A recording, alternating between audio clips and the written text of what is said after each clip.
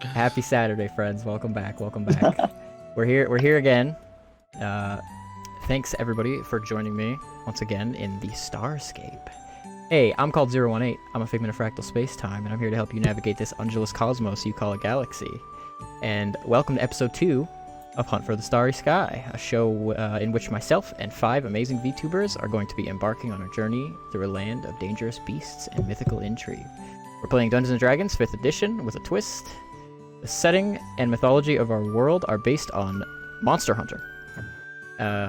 Once again, Monster Hunter is a series that is very, very near and dear to me, and has inspired my imagination since my days as a wee lad, and I'm very, very excited to tell stories within it. So, at the top of the show, I want to throw it to my players here to let you know if they have any announcements they want to make about their streams and upcoming content. I know Heenan has a big one she wants to make. I guess I'll start. On September 30th, we will have a charity stream for Games for Love. We'll be partnering with Soft Giving, and because we have a partner, that means we will be giving away copies of Melty Blood Type Lumina on Steam. So if you, let's go. If you want a chance to win, feel free to donate any amount, just minimum $1 to get an entry into the raffle. Yeah, it'll be a lot of fun. It'll be an endurance stream, so even if you can't donate, of course, come watch and hang out and mess around with Melty Blood. Yeah. I think Awesome. I'll be doing my best to make an appearance on that too. I say I'll do my best. I'm gonna be there. I'll be there. Let's go. Yeah, I'll be playing with people. As you can see, Stars already vouched for that, but we'll have a couple other VTubers as well who'll be playing Can't Melty wait. that day. So I'll be getting my ass whooped all stream. So. Yeah, I'm there for that. Let's go.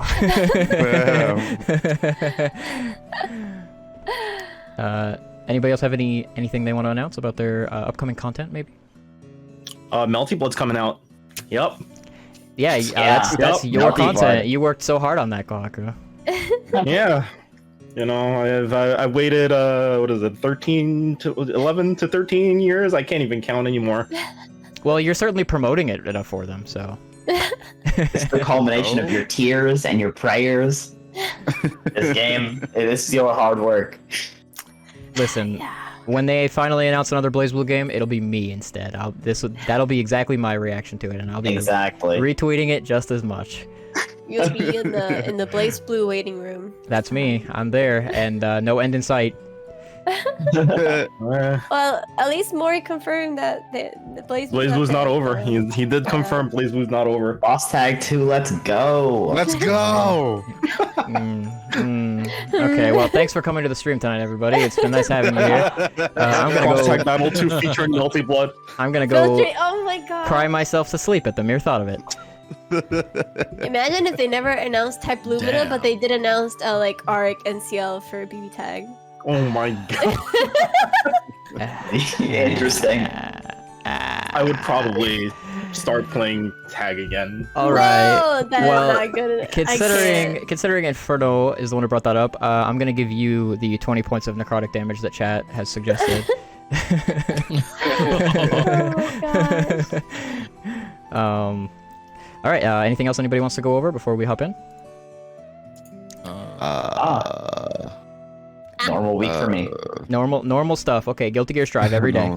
Can't wait. Every day. Except for the single just chatting stream. Excuse you. Excuse you. Actually, I do have one quick announcement. Go ahead. That's just for like later on. This will be at 7:30 a.m. EST or 7:30 p.m. GMT +8. Me and Daiji's gonna be on my channel. We're gonna continuing our playthrough for Wonderful 101. So Great. Ooh, Yeah, That's can't a wait. fun game. So if you like Super Sentai or Power Rangers or stuff of the sort, then drop by.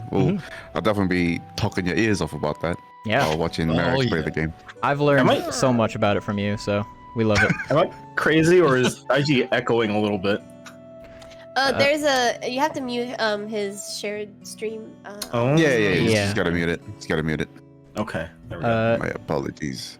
As far as I go, in this upcoming week, I have a collab with Chickzama playing Minecraft for some reason? Question mark. Whoa! Whoa. Wait, are you gonna have a server?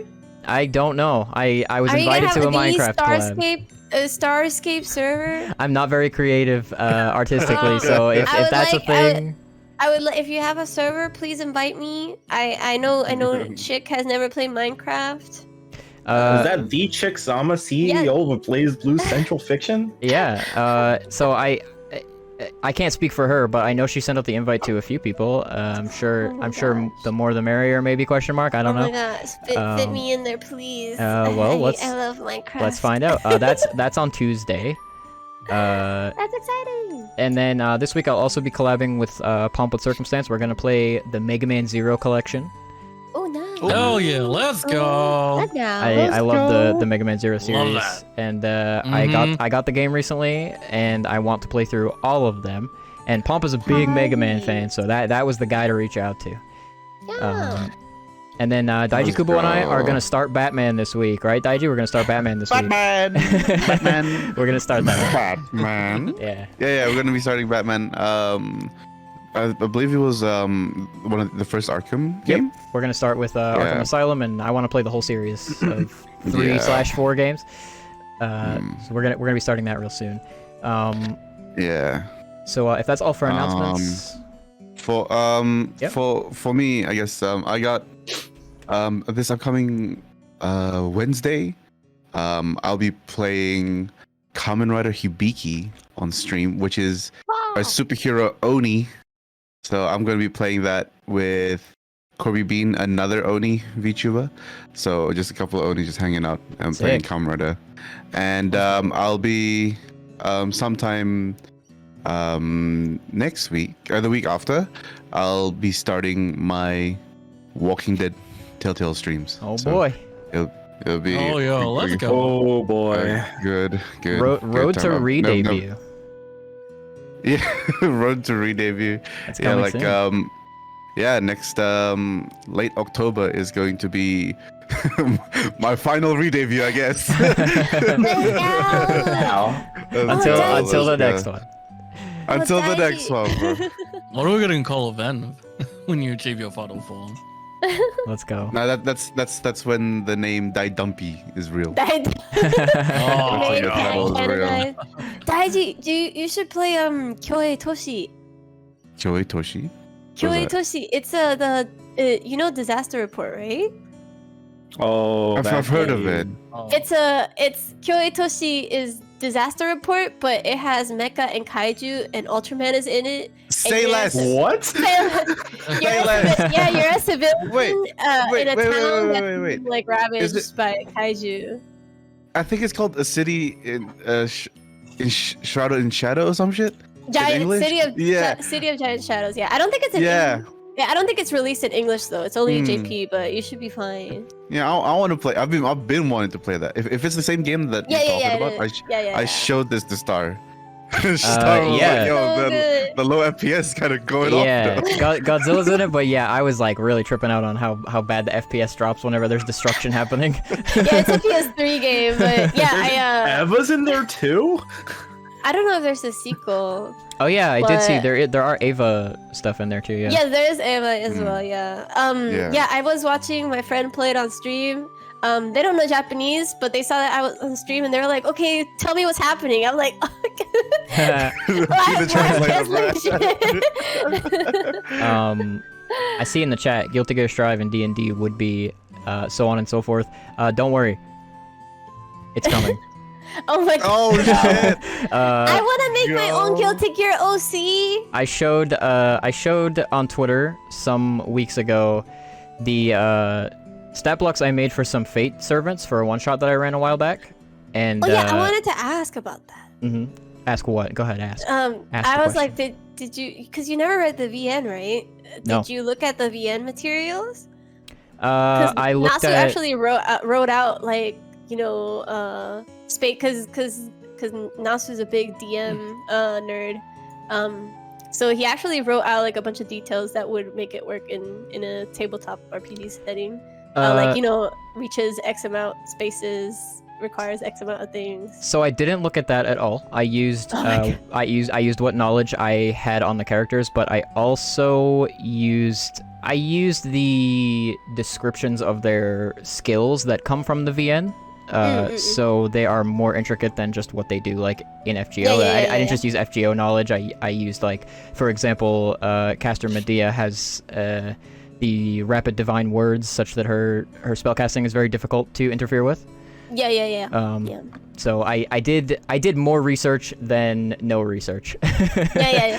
I was just thinking because I know Fate D&D is really popular because of that, because the VN has a bunch of like plot details about it. Like it'll say, oh, you know, if Saber does this ability, it's like +8 to something, and I'm like, okay, Nasu, chill out. I actually played in 2 Fate-themed tabletop games in the past that were not based on D&D. They were like their own system. They were all done over like text roleplay, but it was a lot of fun. And yeah. Nasu is he got his story writing experience from being a DM. He's like his friend group's main DM and stuff. Yeah, it's really great that the universe that he came up with has spun a lot of creativity from fans. Yeah.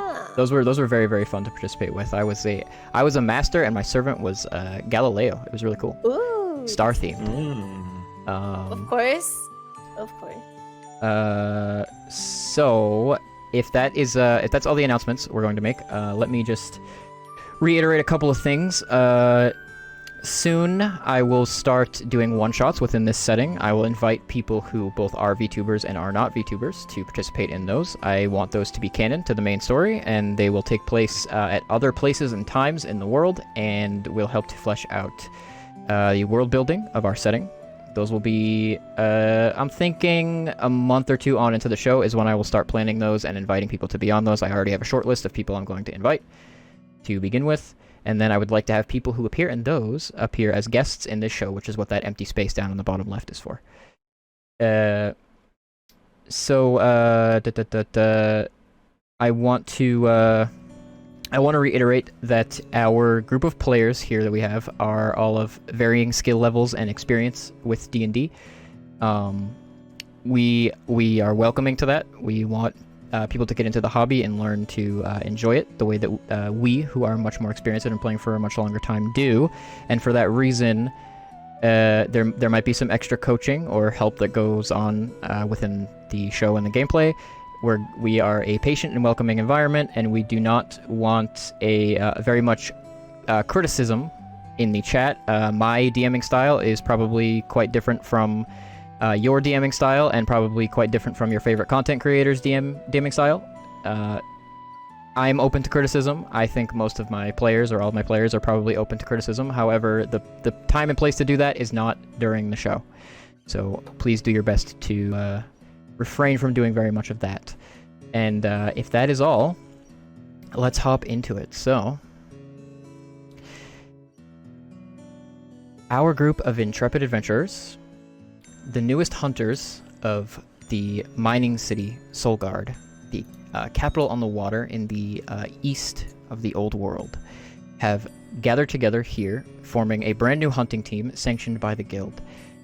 When we met last time, our hunters met up in the guild hall and had themselves a nice meal within the guild hall, where they all met each other, exchanged names and pleasantries, and enjoyed a very colorful array of dishes. There they discussed what they're going to decide to call their hunting team. We did not come to a consensus on it, but we had some great ideas, such as Group of Claw and Gahugglblufug. We'll get back to that at some point, I'm sure. After we had some vegan salad and double portions of royal cheese and blessed wine, the group decided to head to Tempest Hall to begin investigating some offers that they had for handlers to sponsor their team and help them to grow into the hunters that they wish to become. While they were there at Tempest Hall, there were some conversations had with the Tempest's handler, who made an offer to them.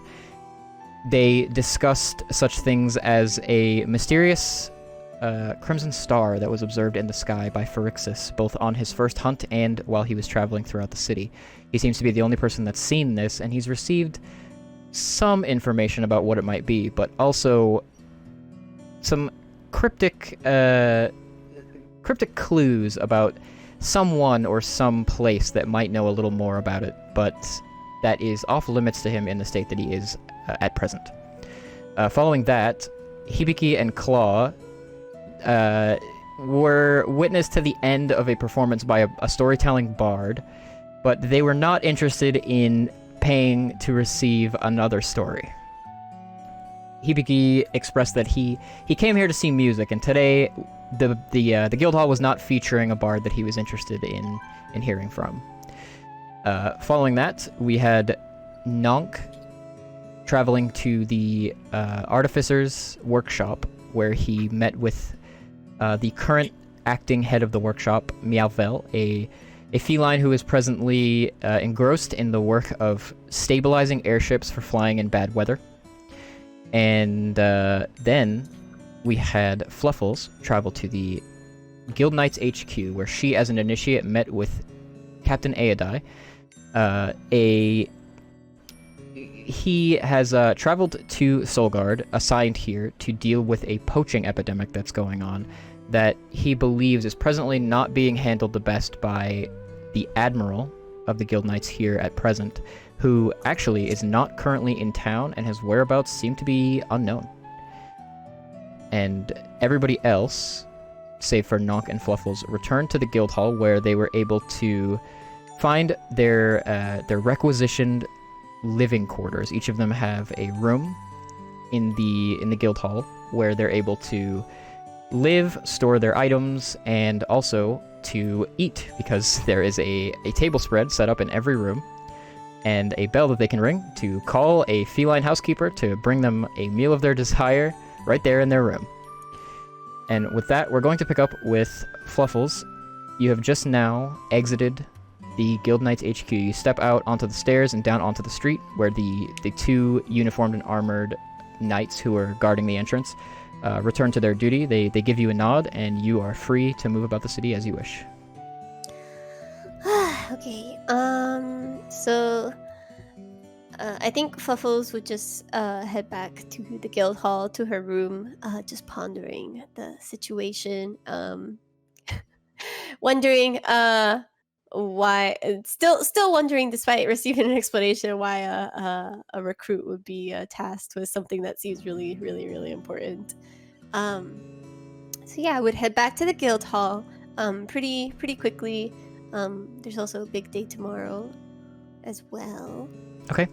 So you travel through the city streets, returning to the guild hall. It's very easy to see it from basically anywhere in town. It's the largest building in town, and it's kind of right at the center. It's this huge, dark, like obsidian slate building that almost looks like a spooky cathedral, set right in the middle of town. Things seem to be calm now. There are lots of people moving about in the streets. Like I mentioned to you before, the ground is very, very warm under your paws, as this volcanic region has a whole lot of geothermal energy passing just underneath your feet. And there are still plumes of smoke rising from the mine shafts that litter the street. I mean, they're everywhere. Every corner you turn, there's another mine shaft. They're very well marked and cordoned off, so there's no risk of anybody falling into them. But it does. It seems to you've been here a while. You know that at basically all hours of the day and night, there are people hard at work in the mines underneath the city, which are very, very rich in ore and precious metals. You return to the guild hall and enter the tavern, where there are probably about a dozen or so patrons still hanging about, drinking, eating, being merry, and actually there are still a few hunters that are heading up to the counter to take some quests. It seems some people don't mind night hunting too much. And as you proceed toward the counter, the woman at the counter that you met last time tells you, "Oh, well, if you've returned for the evening, it seems most of the rest of your team have retired for the night. If you head upstairs, you can pick out an empty room for yourself on any one of the floors that you want. The door should be open as long as the rooms are empty." Oh, okay, thank you. So she'll just not saying much, a little bit less talkative than usual. Head upstairs. I don't think she will be very particular about any room, so she is still lost in thought. So she kind of just goes into whatever room is first available, even if there's someone there. If it's not, I'm gonna have you. I'm gonna have you make a. You know what? You're not making a check. Tell me what your passive perception number is. My passive perception. Hold on. Passive perception. It'll be. 4. So your passive number should be at the bottom of your skill window. It'll say passive perception there. I can check it myself, but I want you to know how to find 14. Okay. Thank you. All right. So what that is just how aware you are when you're not looking for things. You know, it's just how alert you are moment to moment.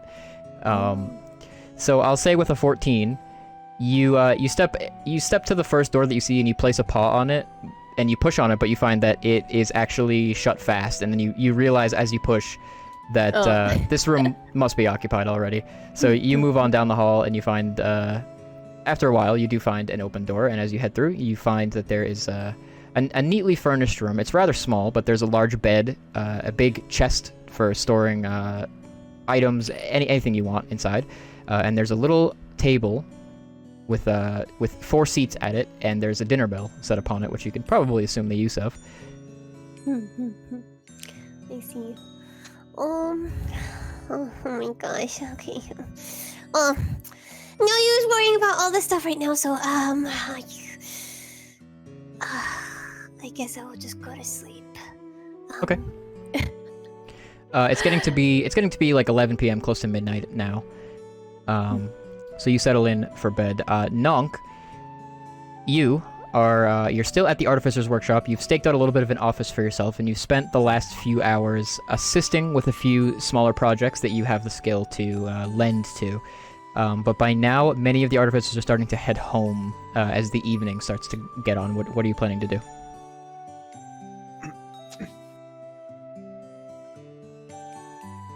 Nonk? Knock. Knock. Oh. So it's just working on the morning. Okay. I'm probably just gonna meet up with the rest of the folks, but then again, do I remember if we chose a location to meet up? Let me back up. So you know that you can go back to the guild. They have like a living quarters for you, which is free of charge. But you haven't seen everybody for maybe 3 or 4 hours.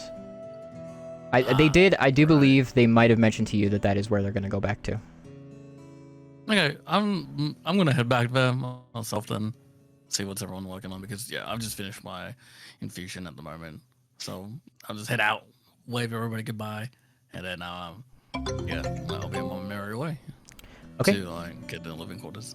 Sure. So you travel to the guild hall, and just like Fluffles before you, the woman behind the counter that you met earlier gives you some instructions on how to find a room. She just tells you that you can find any open door on any one of the floors overhead, as long as it's an open door that leads to a living quarter. You're free to stake it out for yourself, and all of you were actually told, of course, to close your doors when you are home or not home, so that nobody else intrudes upon your space. Ah. Okay. Well then, I'll just go upstairs and find an open room. Close the door, as I remember, or not remember, and yeah, I'm just gonna settle down for the night, because it's like what? It's been 4 hours, so it's like it's getting to be about midnight. It's pushing midnight now. Yeah, like we're gonna need 8 hours of sleep, especially for this infusion. So I'm gonna head straight to bed. Okay, so you flop down on the bed. Is there anything the rest of you would like to do in your rooms before heading to bed?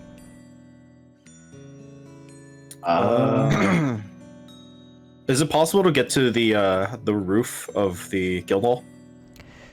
You can certainly look around and see if you can find a way to. Sure. I'll have you make an investigation check if you're just gonna look all on your own. Sure. 5. So you peruse the halls. You go up like as high as you can, like to the top floor that's like available to you. You do find that there are some floors that are not available to you. There are guild workers that actually stop you and turn you around and tell you that the area is off limits. You do find the location of the guildmaster's office, which is not quite on the top floor, but it's up there.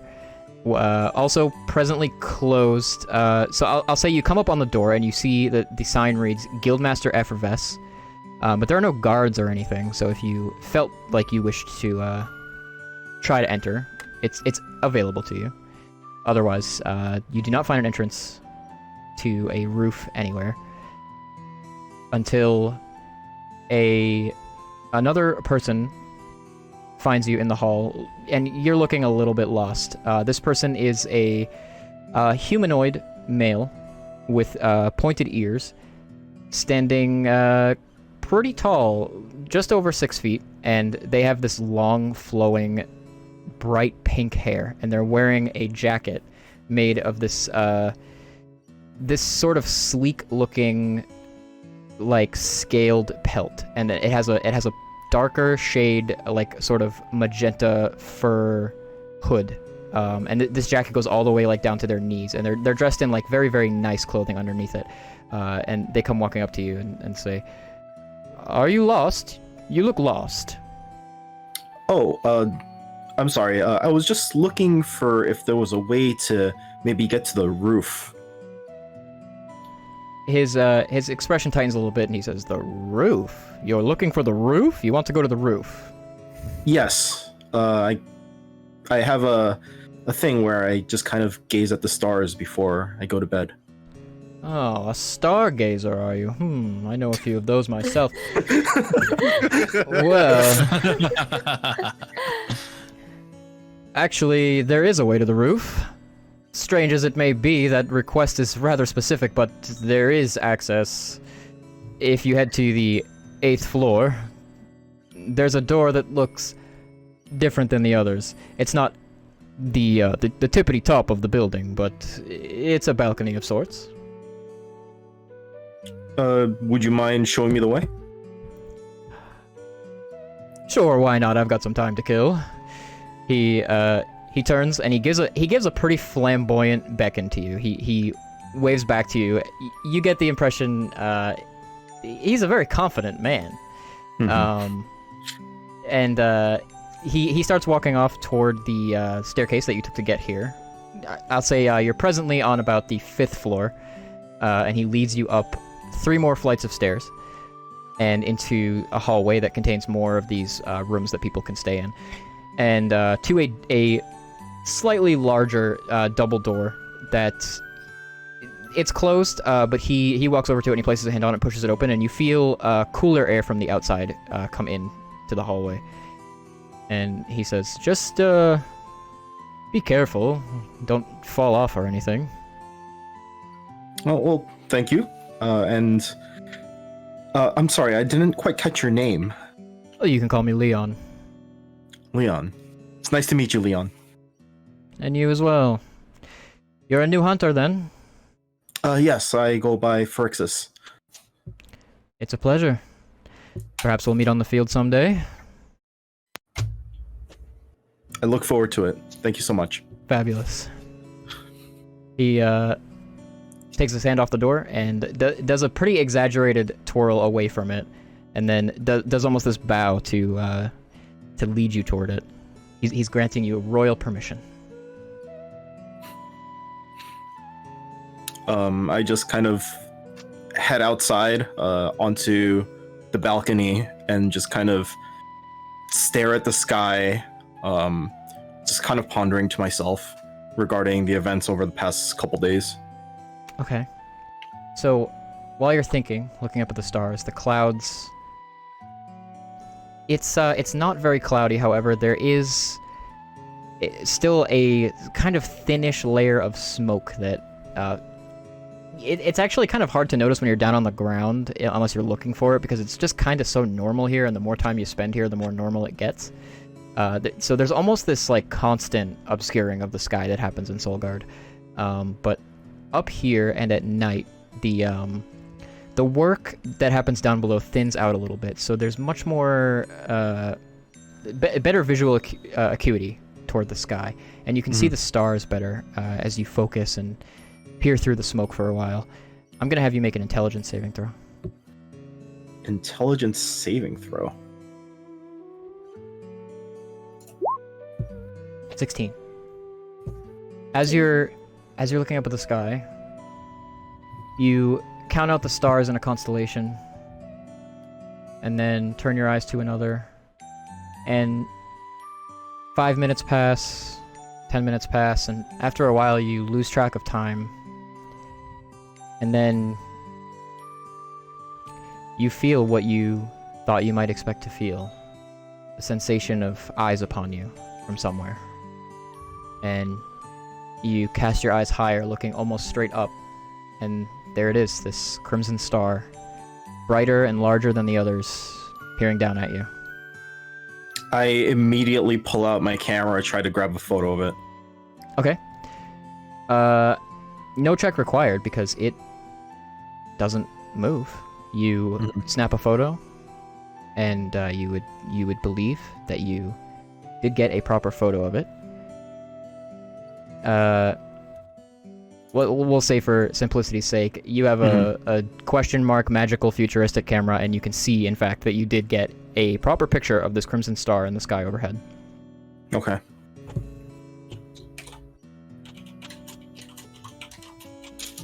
I'm just jotting down notes. Okay. I just kind of stare back at it, just wondering to myself, I guess, like what exactly this could be.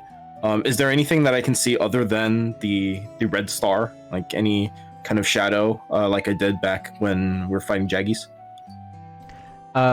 Make a perception check.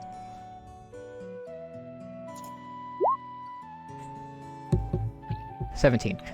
So as you look up at it, you don't see anything extra in the sky. However, if you cast your eyes back down over the city, out to the walls to the north, where the ancestral steppe is, one of the hunting grounds, you do see quite far out a couple of dark shadows in the sky, much lower than the star overhead. These are almost definitely wyverns you can see flying pretty far out from the city.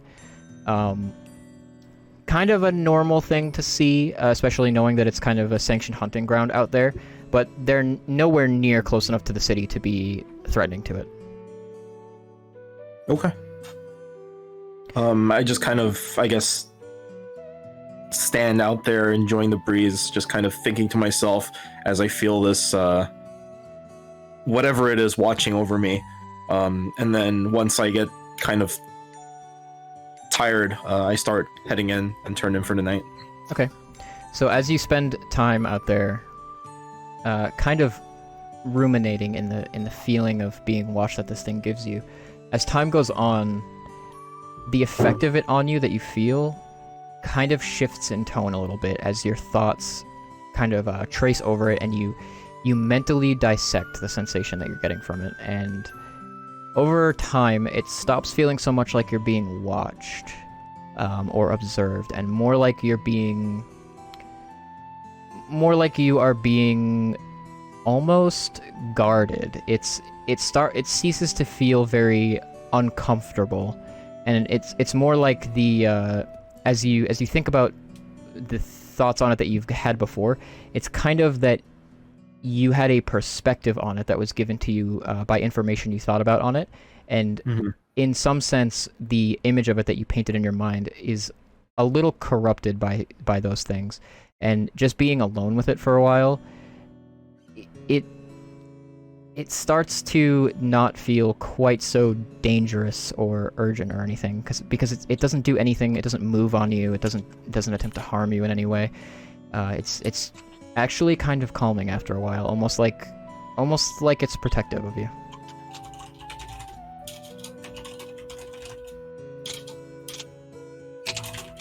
And then after about an hour passes, you head back inside, and it's warmer on the inside. There's a lot of sconces that are burning that heat the place. You head back down to your floor and return to your living quarters. And you're able to head off to bed if you'd like. Yeah, I'm just gonna turn in for the night. All right. So, Perixus, you turned in for the night. However, sometime later, you're roused from your sleep by a knock at your door. Who is it?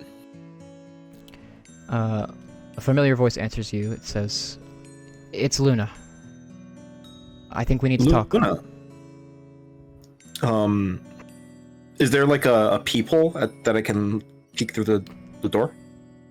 Sure, yeah. Okay. I kind of peer through it just to make sure that there's nothing like trying to fake her tone of voice or anything like that. Make an insight check. 23. Actually, I'm gonna call that a 24, a natural 20, because the chat gave you advantage, and I might have missed it last time. So, peering through, you can see Luna is indeed standing there. Through the kind of fisheye of the peephole, there's like concern and worry on her face. She's kind of glancing around a little bit, perhaps a little bit anxiously. I open the door, let her in. Okay. So you open the door and she steps through and says, "I hope you don't mind that I come in." No, I don't mind. What's the problem? She reaches a hand up behind her and actually pushes the door closed, and then a finger traces down the door over the handle and the keyhole, and you watch as this faint sort of rose-colored light emanates from around the door frame, where you might see light coming through, and then when that dissipates, she turns back to you and says, "Okay, I had some time to talk it over with Shin and Utsuru, and we decided that it's not right for you to be left in the dark about these things. I told you that I wouldn't be able to help you learn more unless you took me on as your handler, but I just can't imagine this going on without you knowing anything, so I feel it's my obligation to help you even so. Whether you decide to choose me or not, it's important that you learn a little about this." This is regarding the red star that I've been seeing? That's right. I just kind of sit down on the bed and just kind of listen. She proceeds over toward the window and kind of leans on the wall and like looks out it for a while and seems to think for a minute and then says, "You mentioned that within you is the blood of a dragon." Yes, that's what I've been told. I know about the dragon. These wings would kind of, I guess, prove. Well, it is of course a real dragon. Valstrax is... Before I tell you much, I have to let you know that a great deal of what I'm going to tell you, it's top secret. The guild doesn't let people know these things. And there's a good reason for that. So, before I share, I need you to promise me that you aren't going to tell anyone else. My lips are sealed. Okay. Damn, instigating stuff in our group. Valstrax is a dragon that lives high above the earth, in the atmosphere. And I've never encountered one personally. The Tempests have never faced one. But the guild keeps it a secret because a creature that lives and thrives all the way up there, well, there's no protocol for defending against it or repelling it. We can't exactly track it up there, and we can't build domes over our cities. If people were to know that there is a powerful creature that high up and well, it could just fall on them at any moment. They'll panic. And it will be very hard to convince them not to, because in actual fact, we don't know how to guard against it.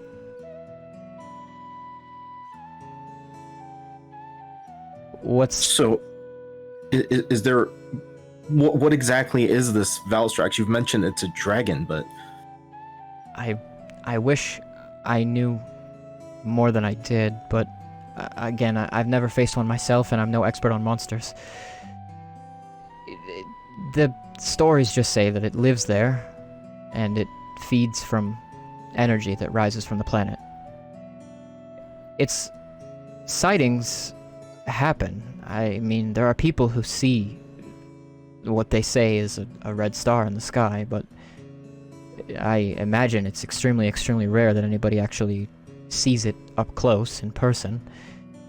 What's stranger, though, is that you've encountered it more than once. Oh, I actually encountered it a third time just before turning in for the night. I pull out my camera and just kind of to show her the photo of what I took earlier today, or earlier in the evening. She looks down at it, and then, like, her brow furrows, and then she looks up to you and says, You're a photographer? Yes, my father, he taught me how to use a camera. He's long gone now, but this is one of the only things remaining. You know, the Scriveners would probably pay you well for images of monsters. There was an accident recently in their lodge that destroyed a lot of their records, and they're trying to rebuild them. I imagine they're probably going to need images of a whole lot of monsters, and well, they're sanctioned by the guild, so they have the money for it.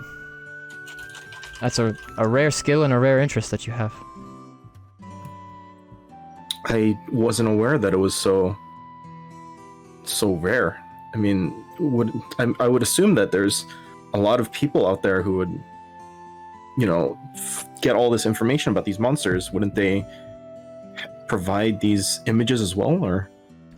Well, the Scriveners normally would have comprehensive records, but there was a fire in their lodge, and a great deal of it was destroyed. That was only about 2 weeks ago now. The Guild Knights are still investigating the cause, but can't exactly recover things that were burned. So I think they're kind of just starting from scratch. They reached out to me for help, but the Tempests do not have records of those things. I'm sorry to hear that. I mean, I guess I could try. I mean, I just kind of do this as a hobby. It's not really anything professional. You know what they say, if you're good at something, never do it for free. Anyway, what I actually came here to do is to take you to some place that will be able to give you more information than I can. And once again, this is something that I'm not supposed to share. So, lips are sealed, yes? Yes, of course. Well, you've seen me use magic already, and that's because I'm a druid. I possess magics that make me close to nature. My magic is sourced from nature and spirits of nature.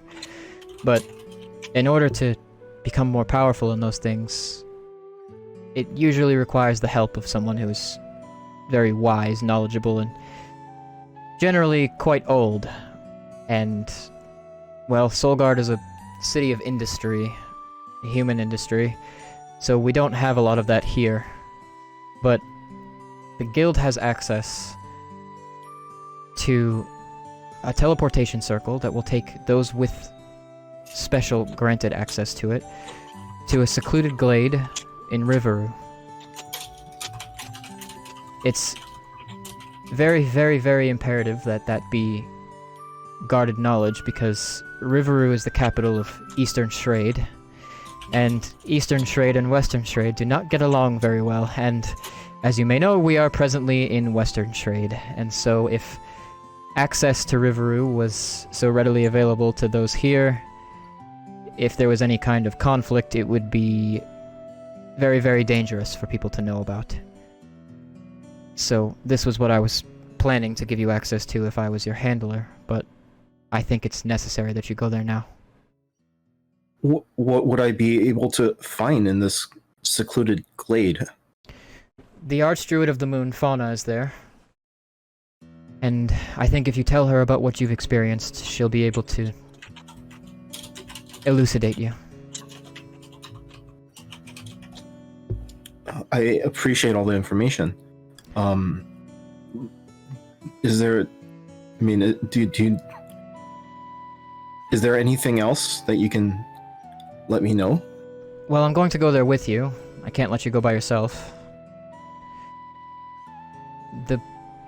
Well, I can tell you that the circle will be very helpful to you in the future, especially knowing that you yourself are capable of some nature magics. I think they'll be able to teach you more and guide you on a path to enhancing your strengths and your connection with nature.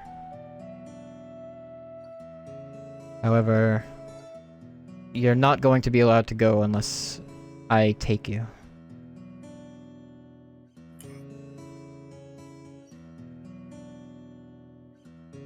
So I'm just trying to understand, but why tell me this now? Why? I mean, what suddenly changed? Well, I couldn't talk about the nature of the dragon in the atmosphere in public. If people hear about that, they're going to panic.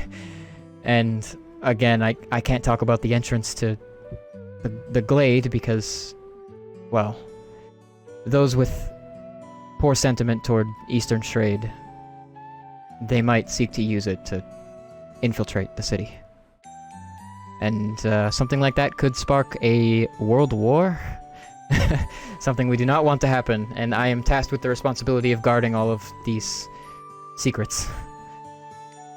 Of course. Okay. So when should we... When would it be okay to head over to meet Fauna? I'll take you there now if you want to go now, otherwise it's up to you, as long as I'm free and available, usually after hours. Yeah, sure. I have some time.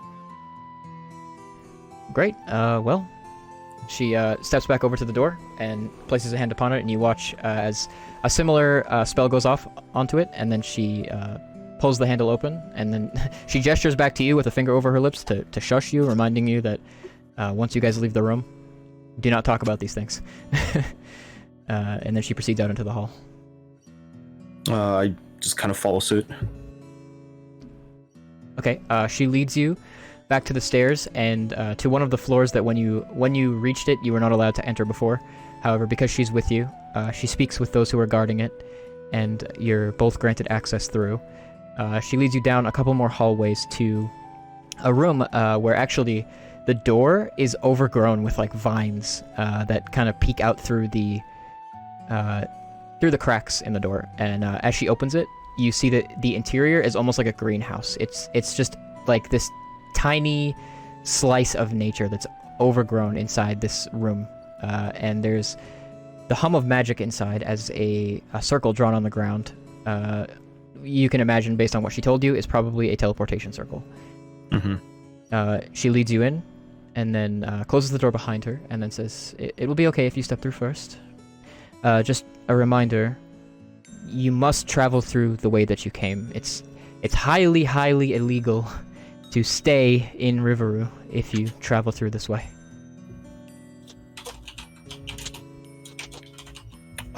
I guess I just take her advice and kind of step into the portal.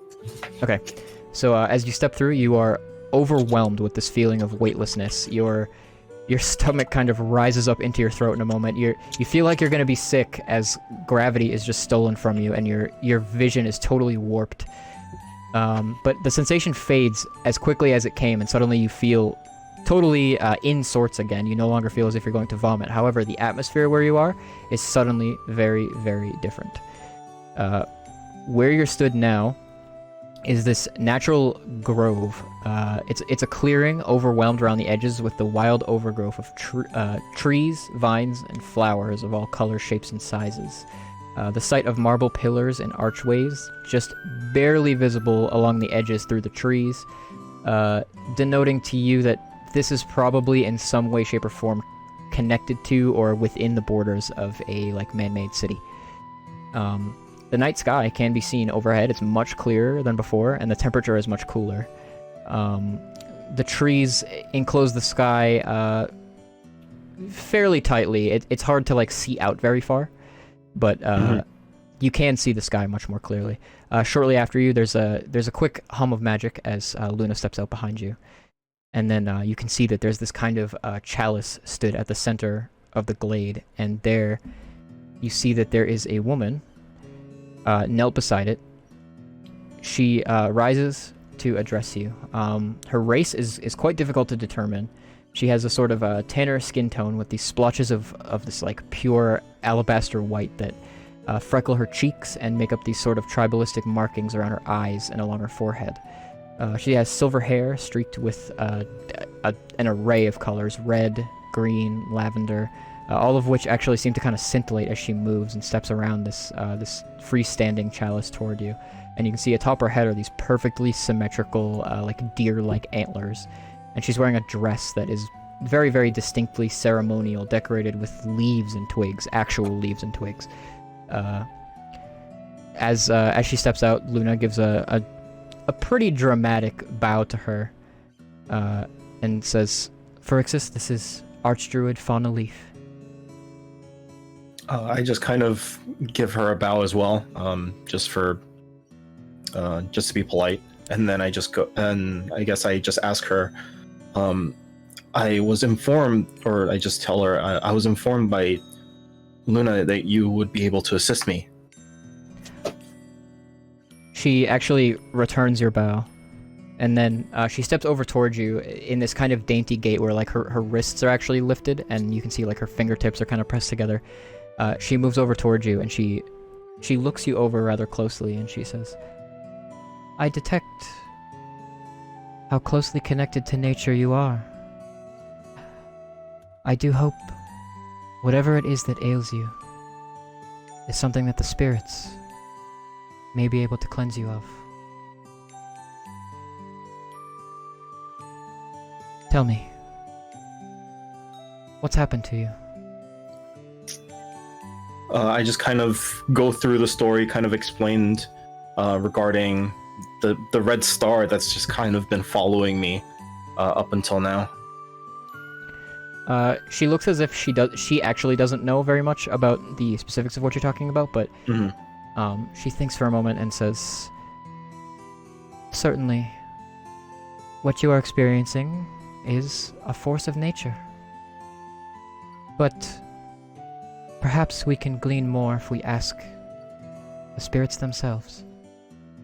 And she walks back over toward the chalice and places her hands around the rim of it, and you can see that it's filled with this shimmering fluid. Like water, however, it seems to be supernaturally reflective, and the moon is very clearly visible on top of it, even from where you're standing now.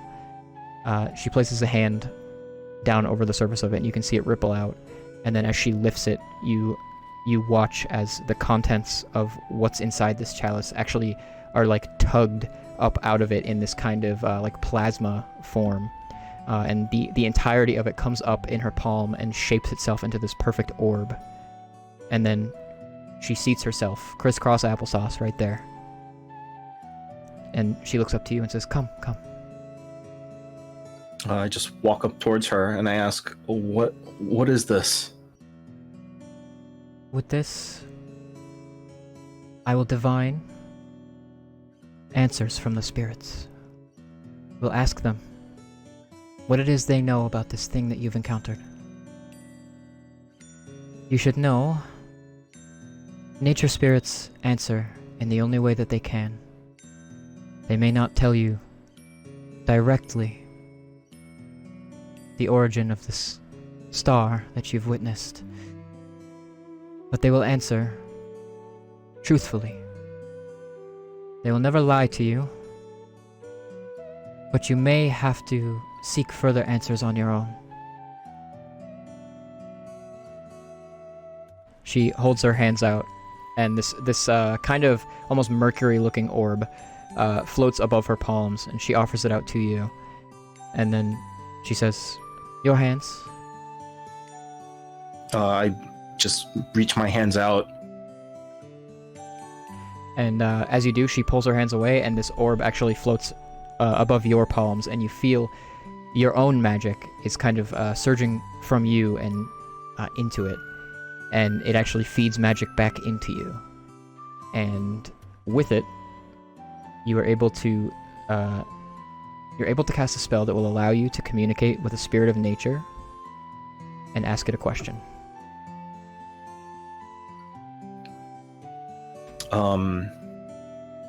What? So I'm guessing I just ask a question. Do I have to cast something myself, or? Nope. You're able to cast it for free. So with the casting of the spell, you feel like a super extra amount of magic flows through you, and you gain brief access to one use of this spell. So you can focus, and you can feel. You're not super familiar with what this sensation is, but based on context clues, you can probably feel that it's this kind of nature magic that's swelling within you, and you feel as if now would be the time to speak out and ask a question. What is a Valstrax? As you ask that question, the words leave you, and the magic does too, and this force kind of coalesces before your perception. And you close your eyes for a moment, and you feel in a brief instance, you see something that you've never seen before. And then you open your eyes again, and you watch over Fauna's shoulders. Her eyes are closed, but just behind her you watch as what appears to be soil and dirt and then sand coalesces up out of the ground and begins to form. Something stood behind her. You watch as it takes the shape of this quadrupedal dragon, quite large, fills an enormous amount of the space. It has these metallic silver scales, and it's plated in this layered golden armor that crests up its neck in a parted ridge, framing a horned dog-like visage. It's got this pair of very sharp-looking wings where, in place of membrane, there are these kind of scales that are so finely sharpened they almost appear as feathers. You can feel the presence of this creature. However, you're not entirely sure that it's actually here with you. It may just be kind of the avatar of some kind of powerful nature spirit. For a point of reference as to the vibe of this thing's appearance, it's very Sphinx-like. The head kind of cranes down over Fauna's own head, and you can see the eyes peering back at you. And the maw opens, and you hear a voice, although you're not sure if it's actually reaching your ears or if it's just inside your mind. And it says, "From the heavens, I cast my gaze. My pain is that of the land and sky. To nurture and aid for the rest of my days, a crimson star, soon to die."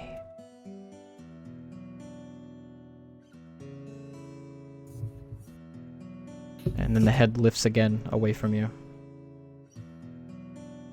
And it blinks once, and as it does, the eyes fill with this fluorescent blue glow.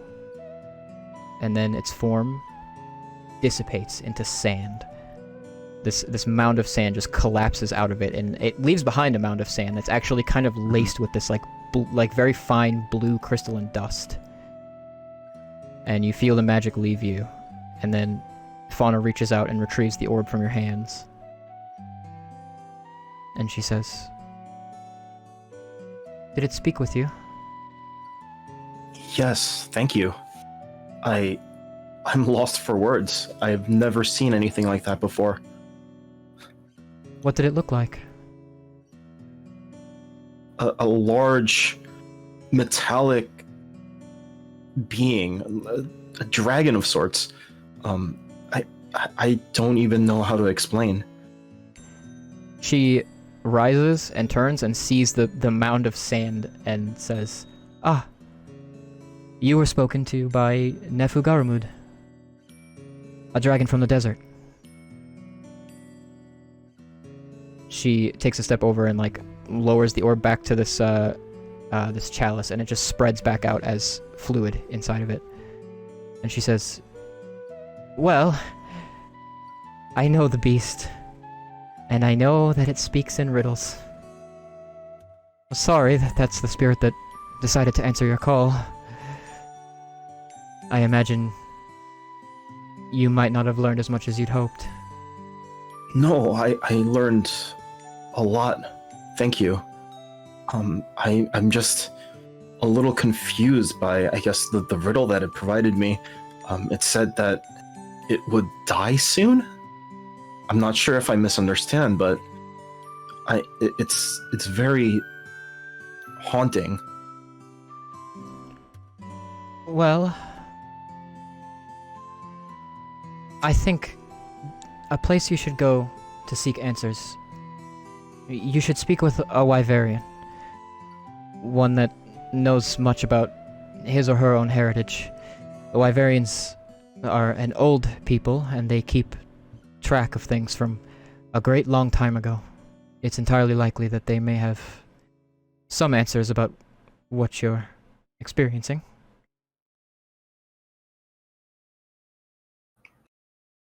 I thank her and then just start heading towards heading back. I guess I mentioned to Luna, is there anything else, or I guess to Fauna rather, is there anything else that you could be able to provide me? Luna is actually like taking some time using her magic to grow extra plants in the glade. You can see that she's taken to this almost like it's a duty. Her being here, it's something that she probably does whenever she visits here. She's adding to the glade with more plants that are just springing up as she's like casting spells on the ground and like nurturing these vines and flowers to like full maturity, basically instantaneously right before your eyes. But Fauna says, actually, unrelated, there is something more. I mentioned to you that I can sense that you also possess a connection to nature. And it's small, but connections like those need only be nurtured to grow into something. And she kind of turns back toward the tall, very, very thick and old-looking trees around, and she says, well, something like these. And I want to give you something. What is it? She actually reaches a hand into like the sleeve of her dress and retrieves from there a bottle. It's it's corked on the top, but it's a full-size bottle, and contained within it is this light pink fluid that has like the viscosity of water, but it's covered over the top of it in this this film of kind of like foam. And as it moves, you can see that it creates like bubbles, like sudsy bubbles as she moves it. And she offers it out to you and says, when your connection to nature feels stronger, when you can sense it yourself, add this to a natural source of running water, and you'll experience something new. Perhaps receive guidance. Thank you. I just kind of take it from her. I kind of look at it for a second, and then I put it away. And she looks down at the mound of sand and actually says, one more thing. And she reaches down and with two fingers actually like uses some form of magic to sweep up a small portion of the sand, and then retrieves a vial from inside of her sleeve as well, and fills it with it and corks it, and hands that to you as well. It's this sort of it's a mixture of like normal sand, but also there's this, like I mentioned, this blue kind of crystalline dust that's mixed in with it. And she says, if ever in the future you should come to wish to encounter Nefugarumut, having something that belongs to it is one method that might aid you in finding it.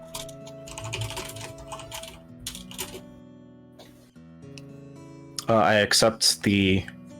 It's a bottle, you said? It's in another bottle, or It's like a vial. It's smaller than a bottle. vial? Okay, so I just accept the vial from her. I thank her, and then I kind of turn back to towards Luna. She finishes kind of magicking a vine like around the limb of a tree, and then she regards you and says, "Okay, are you prepared to return then?" Yes, it seems I have received a lot of information that I would like to process alone. So if you can take me back, that would be Of course. most appreciated. She heads back over to Fauna and gives her another bow, and Fauna says, "It's great to see you. I hope you'll come by more often." And Luna kind of like laughs a little bit and says, well, I am quite busy." And then she bids farewell, and then gestures for you to go through the teleportation circle first. I turn to Fauna, I say thank you one more time and give her a bow, and then step back into the teleporter. She gives a slow nod of her head to you, and then you step through, and once more the very, very uncomfortable feeling of teleportation meets you, but moments later you emerge back inside that overgrown room inside the guild hall, and soon after Luna follows you, and the two of you head back downstairs to where your room is. But before she leaves you, she says, "Now, you're under no obligation to choose me, but I am not allowed to bring you back there. So, unless you find some other way to get there, I'm sorry to say once more, choosing me is your most expeditious avenue. I do hope you're able to sort this out, and if there's anything more I can help you with, you know where to find me." I thank her one more time, and I just head into my room. You head into the room and close the door behind you. Anything more you'd wish to do? I just kind of, I guess, just sit on my bed and just kind of think to myself. I take out the vial and the bottle and just kind of stare at it, thinking to myself. Okay, you can feel that both of these things that were given to you are pretty magical in nature. You can sense a kind of a magic quite similar to your own that you feel, but certainly very, very similar to that which permeated the glade that you had just been inside of. But for now, the nature of both of these forms of magic is a little beyond you. Mm-hmm. And with that, eventually you find sleep, and the morning comes. Each of you wake in your rooms, free to go about your business throughout the day. Whoa. Okay, so Puffles is an early riser. Since she is a recruit, she's used to working training in the mornings and stuff. So she'll wake up early, and thus be ready pretty early. And as soon as she has her clothes on, she'll start. She'll go downstairs and try to get where all of her guildmates are stationed at. Okay. So as you head downstairs, there are a few people here. You're a pretty early riser, but there are already more faces here that are enjoying some morning mead and hanging out in the guild hall. It seems like that's kind of a constant. And there are those at work. Surprisingly, the same people you saw yesterday.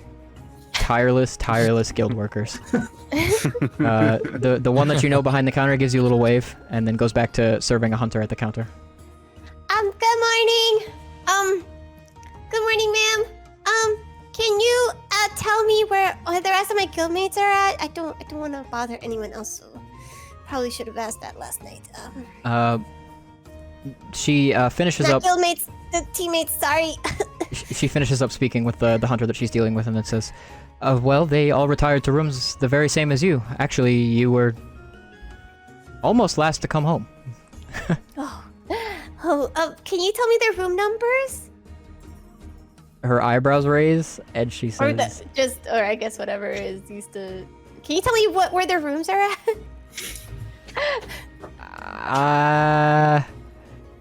That's a little beyond my pay grade, actually. The feline housekeepers keep track of those things, actually. Oh, okay. Okay. I guess I'll go back to my room then. Okay, thank you. She gives you a wave and says, sorry, I couldn't be of more assistance.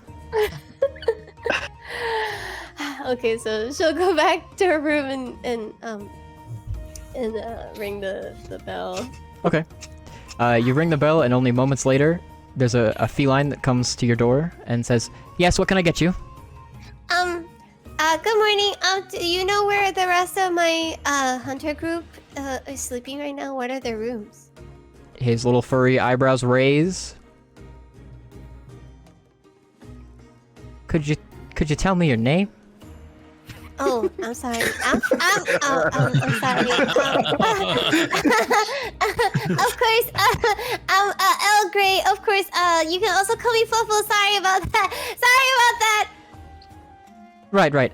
Just a moment, and then he is gone from the doorway.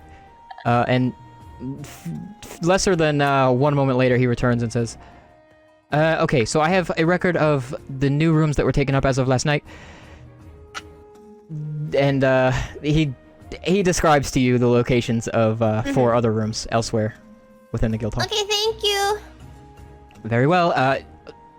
Are you going to eat anything? Can I bring you any? Oh, thank you. No, I think I will wait until I get my teammates with me. But thank you so much. Just as well. And he's gone. Okay, and then Puffles is gonna go to the first room they listed, and knock very loudly on their door. Okay, roll a d4 for me. Okay, wait. D4. Dice D4. Okay, Hibiki. You get have you woken up yet, do you think? Yeah, probably like wake up the moment like I hear the knocking. Okay, so you're roused from your sleep by a loud knocking at your door. It just doesn't stop. Hold on, I'll be there. That's I not give him out role a- playing, by the way.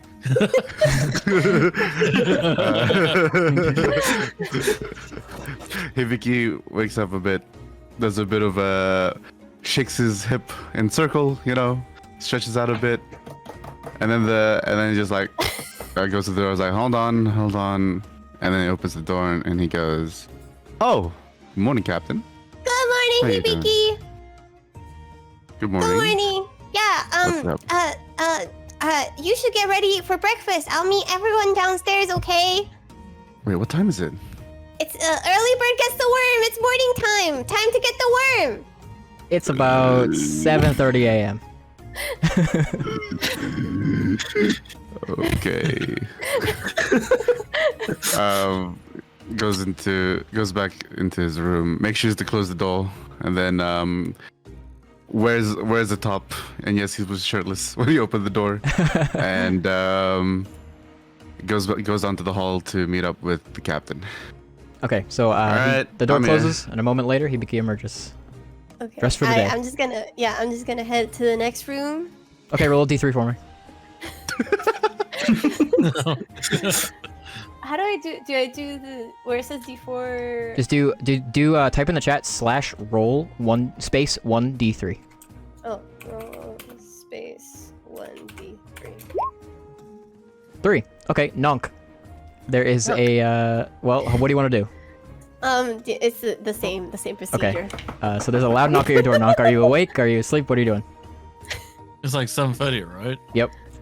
Yeah, I think I'll be awake at the moment. I'll probably be awake at like 7, tinkering a little bit, just full of excitement and energy.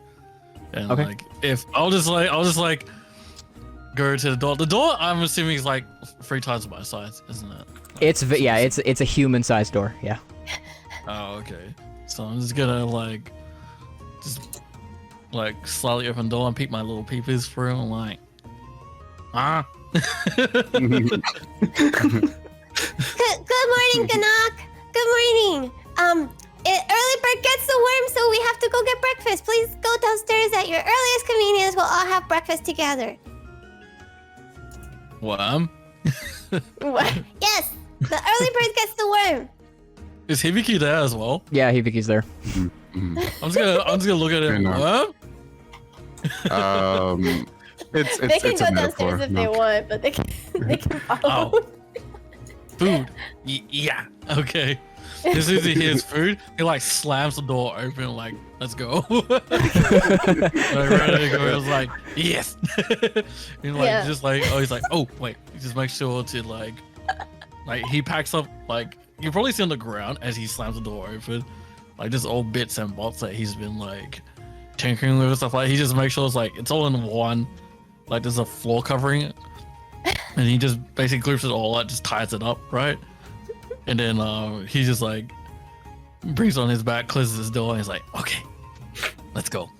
Okay. And then, yeah, onto the next one. Okay. Next victim. Give me a D2.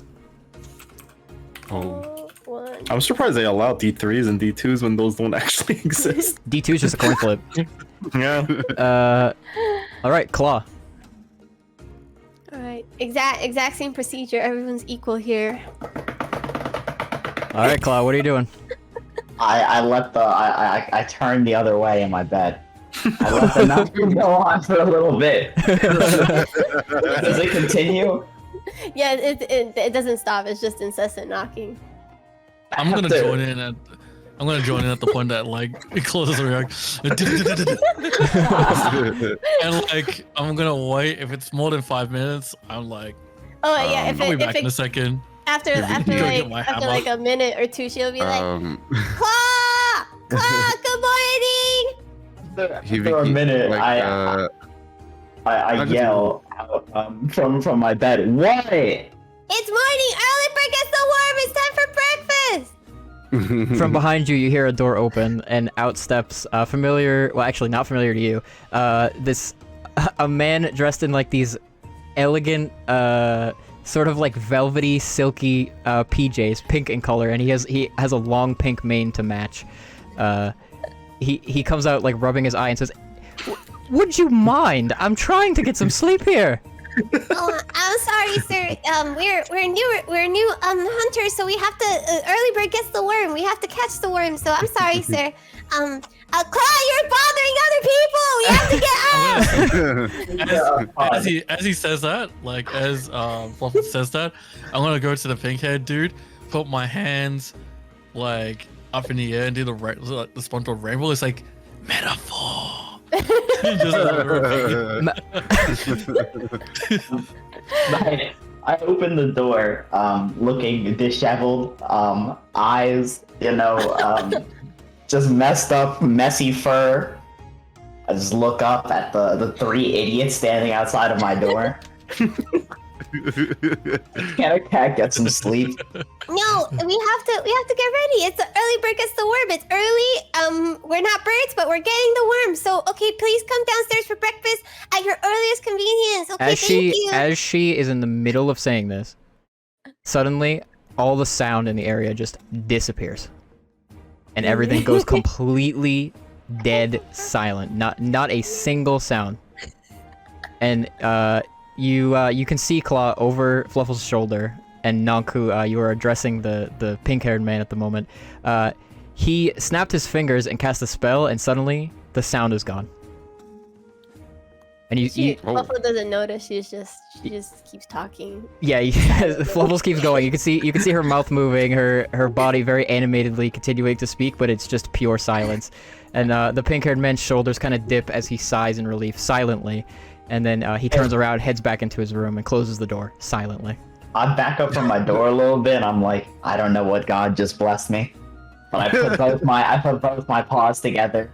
It's Close inaudible. The door. It's completely inaudible. I close the door, and I get changed. Okay, Fluffles doesn't really notice because she's too focused on her mission. So she she heads on to the next door. Okay, so you walk, and after you get about 20 feet down the hall, it's almost like you pass through like a barrier, and as soon as you hit this intangible barrier, suddenly all the sound returns all at once. Whoa! Wow, everything sounds so loud this morning. It's a little bit shocking to go from pure, complete silence to suddenly normal sound. Well, guess the game hall is all getting ready to catch the early worm. I suppose so. Maybe he's just Nongus is at this point just thinking about, I'm gonna order one for breakfast. Whatever. He's just doesn't just kind of like, he's just kind of like dragging his feet as like going door to door kind of thing. He's like, I'm too tired, man. then What are you doing, Claw? So after I'm done changing, right? They're already at like the next door, right? Like, They have to go some ways to reach the next door. okay, so they're already gone, right? So as so I get changed, right? I put on some nice clothes, and once I'm done, I swing open my door. I'm like, sorry to keep you waiting, my comrades. It's silent. Only to see them all the way walking away from me. You swing the door open, you speak, and no sound comes out, and then you just peer down the hall and you see they're walking away.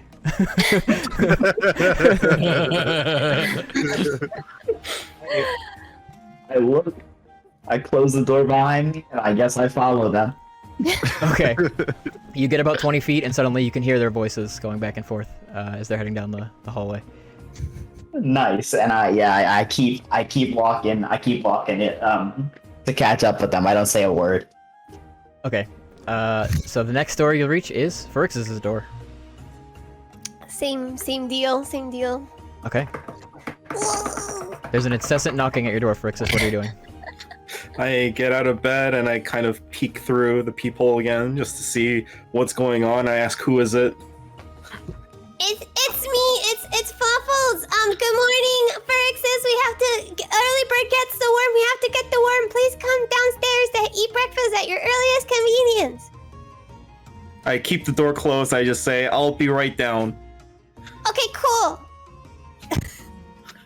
and with that, Fluffles will just keep marching downstairs.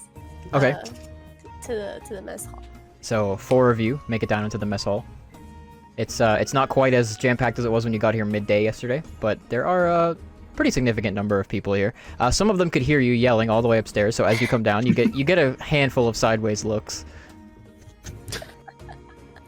Gee, I wonder why they're giving us them looks. As we're getting looks, I'm just like, no, nothing to see here. Just getting the worm. Nothing to see here. A feline comes up beside you, Claw, and peers you over and says, "You want a worm?" I'll get right on that. No. Fluffles does. He's gone. Fluffles does that. He's gone. I just stand there bewildered. It's just. I most certainly do. Whatever this worm is. I put a I hand rush on. over to the counter. Where like they're serving food. And I'm just like, worm. The feline chef who is stood behind this elaborate cooking setup peers down at you and says, "Worm." Early bird gets worm, so worm. Yeah. I He see. just like looks up in excitement. He does not know what this worm is, but That is he's some just powerful pre-gaming you're doing, my friend. I'll get right on that for you. I just gesture to everybody else over this way. Just sit down at the table and look at the. I look at the table, just defeated. Oh, I'm so glad you're all early risers. It's always important to get the worm in the morning. That's what I always hear over here in Solgar. So, Yeah, definitely Fluffles. Yeah, not by choice at least. I'm scratching little like designs into the table with my claws. Just like, I don't know, little smiley faces and shit. There are other ones too. It looks like other Is there people have cool definitely S? done that. is there the S around here? Is there what? Is there the cool S etched on the table? If there isn't, I take the liberty to draw the cool S. Okay. You draw the cool S like a wonderful middle school ne'er do well. I Marking heard your that's a property. sign. I heard that's a symbol of good luck. It's called the cool S. It's a rune in ancient cultures, I think. Yeah. I heard that's a rune. After a couple of moments pass, a feline comes up to you with a tray, and upon it are these two pretty tall, like forearm length in height, bottles that are like kind of green in color, and places one beside you, Claw, and one beside you, Knock, and says, just be careful out there, okay? And he's gone. Okay. Okay. I look at the bottle like you said forearm bottles, right? Yeah, they're tall. They're so like for you, it's like 3/4 of your height. Dang. Okay. Oh, okay. It's very I was gonna tall. look like how can I like how is the viscosity of this? Is it like very thick or is it like It is is it like green bottles? So I'm no, just like, it's I have no water. idea. It's water thick. Oh, okay. Oh, bottoms up, I guess. Free early drinks. All right. I'm gonna uncap it and just like go to town on this. I watched Nonk go crazy with this, and I wait for him to finish. I'm just watching. You guys are Okay. you guys are such irresponsible teammates. Nonk, make a Constitution saving throw. Okay. Okay. Oh damn. Snap. Okay, so I can do that straight from my profile, can't I? Yep, you can. I'm correct. Sweet. In the saving throws box. Okay. Okay. Constitution. Alright. Oh, there we go. 16. Okay, what is contained in this bottle is like 95 proof alcohol, top to bottom. And you just put it to your lips and just start drinking. You pay no mind to the taste. You don't even notice that it tastes pretty absolutely horrid. It like burns going down, and it's not like a flavorful burn, it is an actual burn. Oh, it's not pleasant whatsoever. It's so like you go into it like assuming it's gonna be pleasant, so the first like 2 seconds of it, pretty pleasant, you know, it's refreshing, but then you kind of realize what you've gotten yourself into.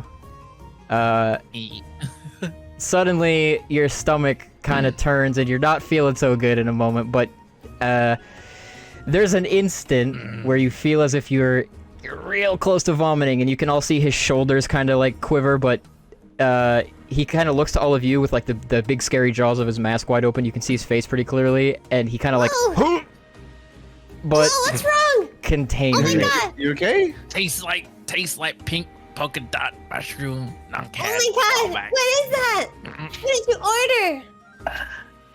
The worm wants some. The worm? I move the bottle over towards Fluffles. Isn't this water? Try worm. Find out. Pink polka dot. I nudge the bottle closer to Very Fluffles. nice to begin. Can Fluffle would Fluffle know about this drink from recruits? Make a history check.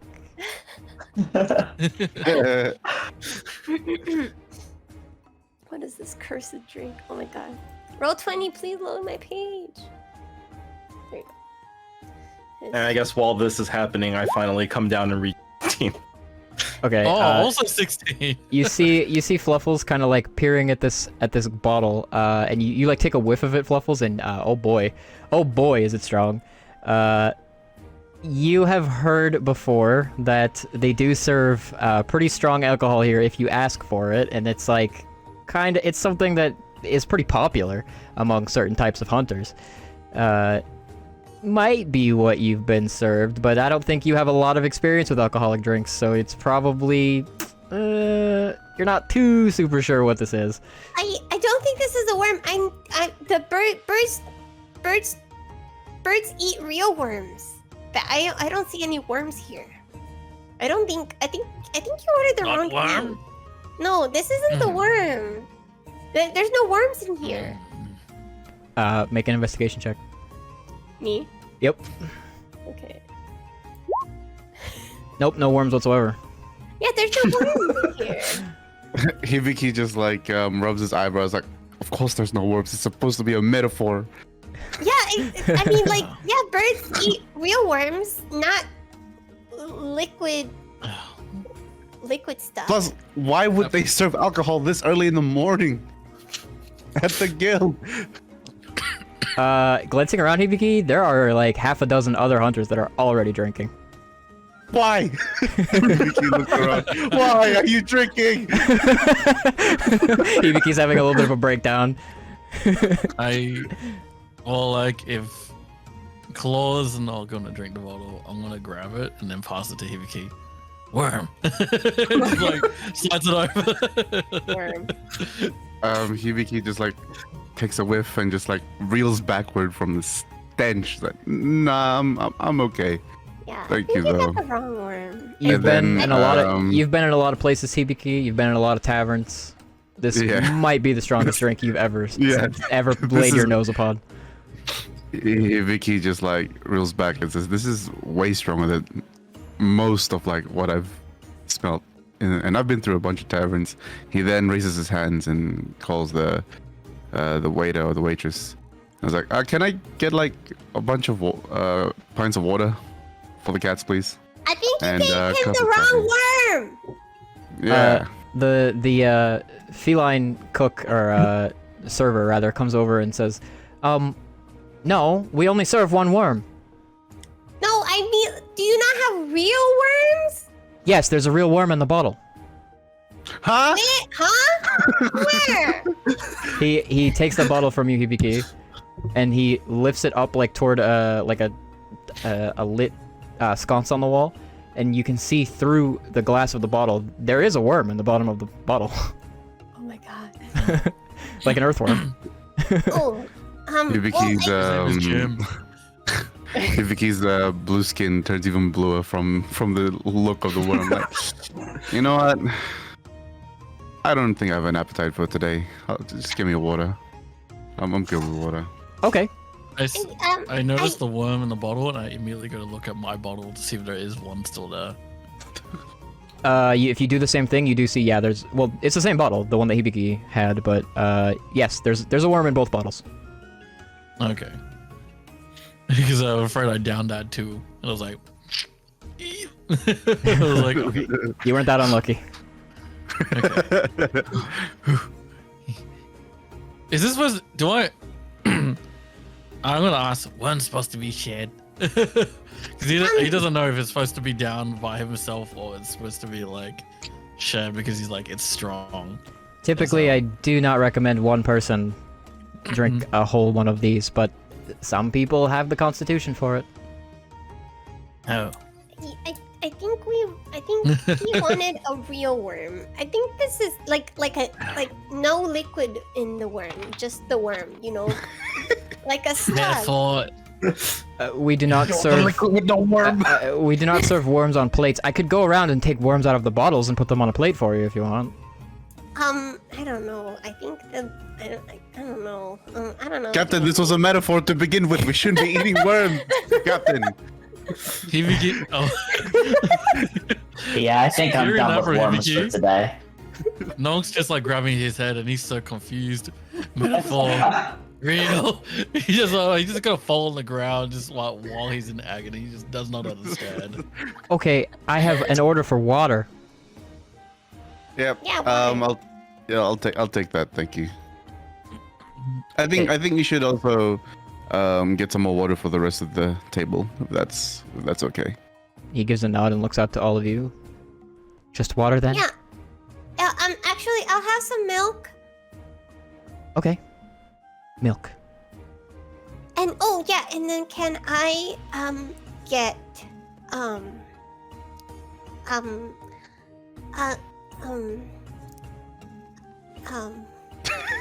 You okay there, Captain? He leans in like intently listening, like, yes?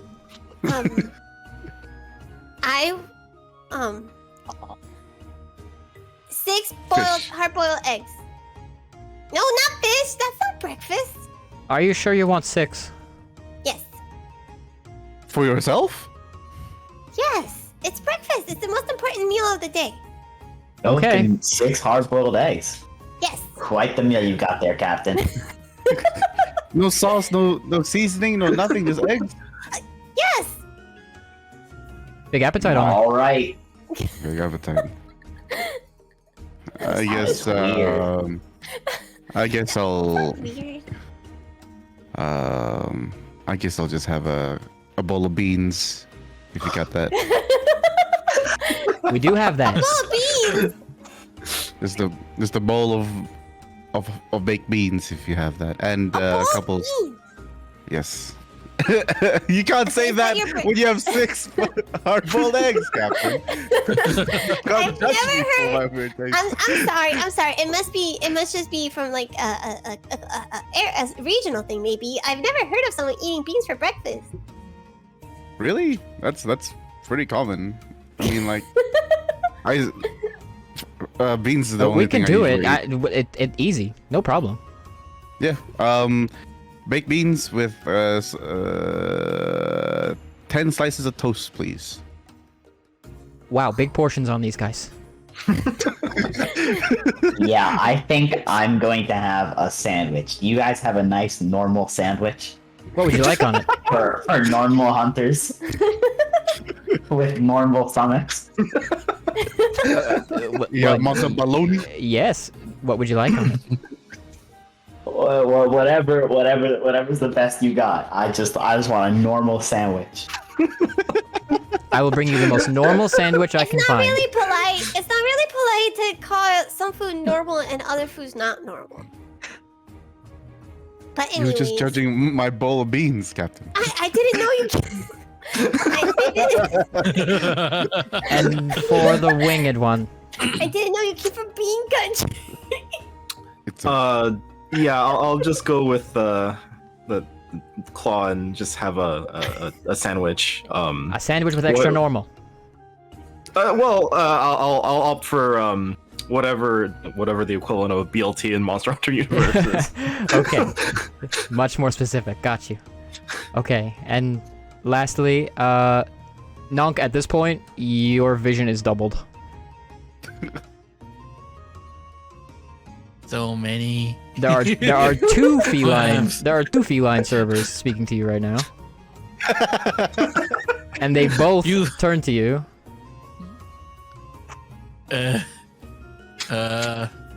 Which Is he gonna be okay? Worm. Wait. How I was about like, at this point, water? He'd like a sandwich too. Okay. I'll get him a sandwich. And with that, he's gone.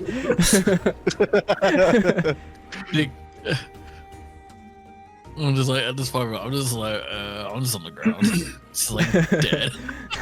Knock just falls out of his seat onto the ground. Both of Are them. you okay, Knock? Are you okay? Oh my god. Well, I'm not so good in the morning. I think it was the wrong worm. Oh my gosh. Well, anyways. Am I just think triple we balls at know this we've done point? this Am I away. just saying double and triple of everything? Oh yeah. Oh yeah. You are, as the kids say, slizzed. Oh no! Oh god. I'm just looking up and things are spinning and double. I'm just like, why is there 2 of everyone? I'm kind of enjoying it a little bit. This is a new sensation. Yeah, it doesn't feel entirely bad. It's just uncomfortable. Yeah. All right, Knock, we'll get you out of here. I give him a pat on the shoulder. Which claw you say can that? have, Claw 1 or 2? They both said it. Oh, okay. I just respond. you can have one with of. it. I'll share my eggs with you. Don't worry. I have to order double now though. But okay, we can have. You can have some eggs. You With- know they say the early bird gets the worm. So if you eat eggs that come from birds, I think that's a better way to emulate. Maybe the- no more. Maybe no more one for today. Yeah, I think we're all wormed out for the day. So Moments later, the server returns. However, there are like 4 or 5 servers that come all at once because what is placed down before Fluffles are 6 hard-boiled eggs that are literally Fluffles' size. Perfect. Damn. Thank you. They are Let's That's go. how I like them. enormous eggs, probably about 1.5 foot tall. And Thank you. they are set down in a row beside you. Again, they are literally the same size as your entire body. Yeah. And then she just. Are they still hot? Yes, they are. They are steaming hot. She's like, okay, I think they're a little bit hot. I'll wait. She just starts blowing on them as people are talking. Phyrexius, you receive what looks like a pretty normal BLT. It is man-sized. It is just what you ordered. Thank you. Ibiki, bowl of baked beans, and some water. Claw, you get a sandwich. However, inside your sandwich is just this kind of like floppy, kind of slimy looking white strip of maybe it's cheese, question mark, between 2 slices of bread. I look at my server. I'm like, what is this sandwich? It is a normal sandwich. Ah, thank you. If you had said plain sandwich, I would not have put the normal inside. Damn. Well, thank you. I will enjoy my normal sandwich. Nonk gets like it's like a hero sandwich, but it's like tall rather than long. It's like it's about as tall as Nonk's entire body, and it is like stacked to the brim with like meats and vegetables, and it's like dripping with sauce. It's just it's probably closer to what you were imagining a normal sandwich is, but very Oh. large. I wish Am I had seeing ordered that. double the It's so sandwich as good. well? Because I'm still wasted. There are 2 sandwiches actually. Yes. No, order 2? Fucking good. I'll get extra hungry, so I'm gonna go yap that. I'm just gonna go to town on this one. Hopefully, not missing the after images. Wait, Canuck, What a wait, roll. hold on. Here, have an egg. And then she picks one up gingerly because they are warm, and then puts it in front of Canuck with a thumb. Okay. Yeah, an egg about the size of the sandwich, which is about the size of you, is placed down beside it. Is this the largest egg I've seen? Just Uh, being someone from the boonies. you This is have the largest egg I've seen. you have probably seen eggs like this before. Oh. Oh. Yes. Yummy. Yeah. Is it still warm? Is it still hot? Warm. Maybe not like scalding hot, but it's warm. And he sees 2 of them, right? Yeah, there are 2. Yeah, right, 2. Yeah, and then I'm just salivating from this. This is a good breakfast. I'm going. Yeah. enjoy Me that too? one. Oh. Yeah, He sort And of then- tries to shake Fluffle's hands. Just be like, He misses Thank you. completely. Like he reaches out to shake your paw and just whiffs you entirely and kind of like I'll probably fumbles just, onto the like- table. Okay, enjoy your breakfast. And then Fluffles gets to work on putting 4 of the eggs in her bag. Okay. You definitely do not carry a bag that can contain more than 1 of these eggs. It's okay. She will be like, she'll start taking stuff out of her bag and trying to rearrange it. Oh, Okay. God. You fit 1 Clever and then little another snack. one, but the second one is like obtusely poking out of the bag. It's not very well contained. Okay, so 3. So okay, sounds good. 3, and then does she? She'll call the server. Can I get some like twine or some rope?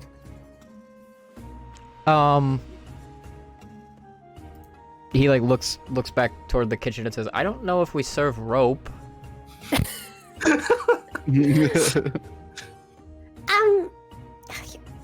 Oh, okay. That Okay, no might be. worries. That's a strange request. I think it ranks like top Top 20 strange requests. It's not for eating. It's just how do you like? You need rope to tie the meats, right? That kind of rope. Like the cured meats. Perhaps we have it. I will go find out. Okay, thank you. He leaves. Fluffles, you have, I think you probably have like an explorer's kit or something, which means you have your own rope. Oh, I do? Oh, You never do, mind. right, yeah. Oh, well, it's like below the 2 eggs, so like, let's just say that. It's just down there. Okay, okay. I guess a moment later, he returns to you with some rope. It's kind of like thin. It looks like it's been used before for something, so it's not the best quality rope, but you get about like perfect. 5 feet's worth of rope. Oh, perfect. Thank you so much. Okay, so she's gonna grab it and then tie the egg on the remaining egg onto her backpack or her bag. Okay. So she has four eggs in storage right now. Ah, perfect. Now we have snacks. I kind of scan the table, looking at everyone else's meal. I look down at my sandwich. Very, very pathetic looking. I take a single bite, and a tear rolls down my cheek. It's tofu. It's tofu.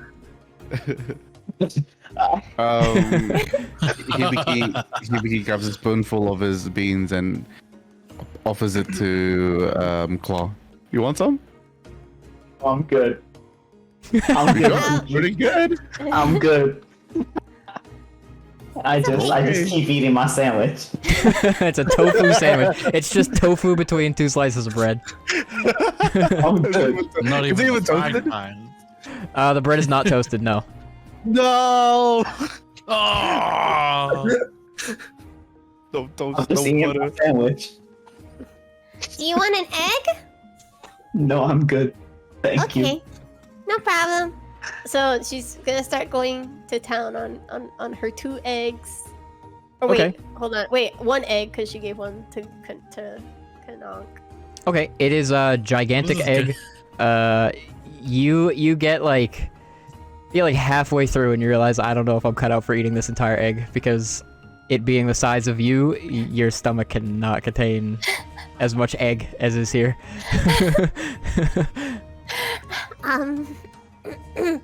She'll start sipping on some milk. She'll start sipping on some milk, trying to digest a little bit. So Hibiki, I didn't know you came from bean country. I wasn't, but it's just something that I really like to eat. Oh. If you live in the jungle for so long and you don't really eat a lot of protein, you just They have kind of go bees for in the carbs. jungle? They sure do. They have a lot of beans. Wow, you must have a lot of beans in the jungle. I didn't know. Well, I didn't know you came from the bean jungle either. Hibiki just nods as he's eating his beans, like, uh-huh. Yeah, I'm from. I guess you can call it the bean jungle. It's pretty good. Very comfortable place. For clarity's sake, where you are from, Hibiki, is more forested. It's not jungled. It's forested. Forest, yeah. Wow, oh, so cool. Yeah, my diet consists of carbs and carbs. And And beans. carbs. Speaking of, they didn't give me my toast, so I might have to inquire on that. Moments later, a feline returns with a big, tall stack of toasted bread. Oh, It's pre-buttered. Pre-buttered. Okay. Hibiki just nods and thanks the waiter for the buttered toast. Ooh. He also lays a bill down on the table. Huh? Wait, how much is this? You pick it up, Hibiki. You look at it. It is 43 gold. For Is 10 it slices split of or just toasted for- baked beans. It's for everything, and you can see that about 38 of the 43 gold it's just gargwa eggs. Eggs. I reach up for the bill. I'm like, Hibiki, can I take a look? Okay. Hibiki just hesitantly turns and passes it to Claw. I take a look. Yeah. All right, I think we should split this one evenly. No. It's a refusal. I think we should pay this how much we actually ordered. But I think got out of- eggs I think for out of- everyone. It's for I thought it was for you.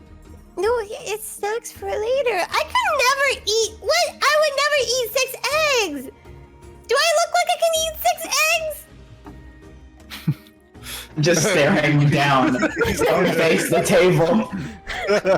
I mean, Nonk's going ham on his eggs, so I'm not sure about you guys. I'm not actually sure how well. Nonk, make another I'm Constitution going saving throw. sandwich and eggs. Make another I'm Constitution going saving sandwich throw. and... Okay, again. Yeah, let's go. Where are we?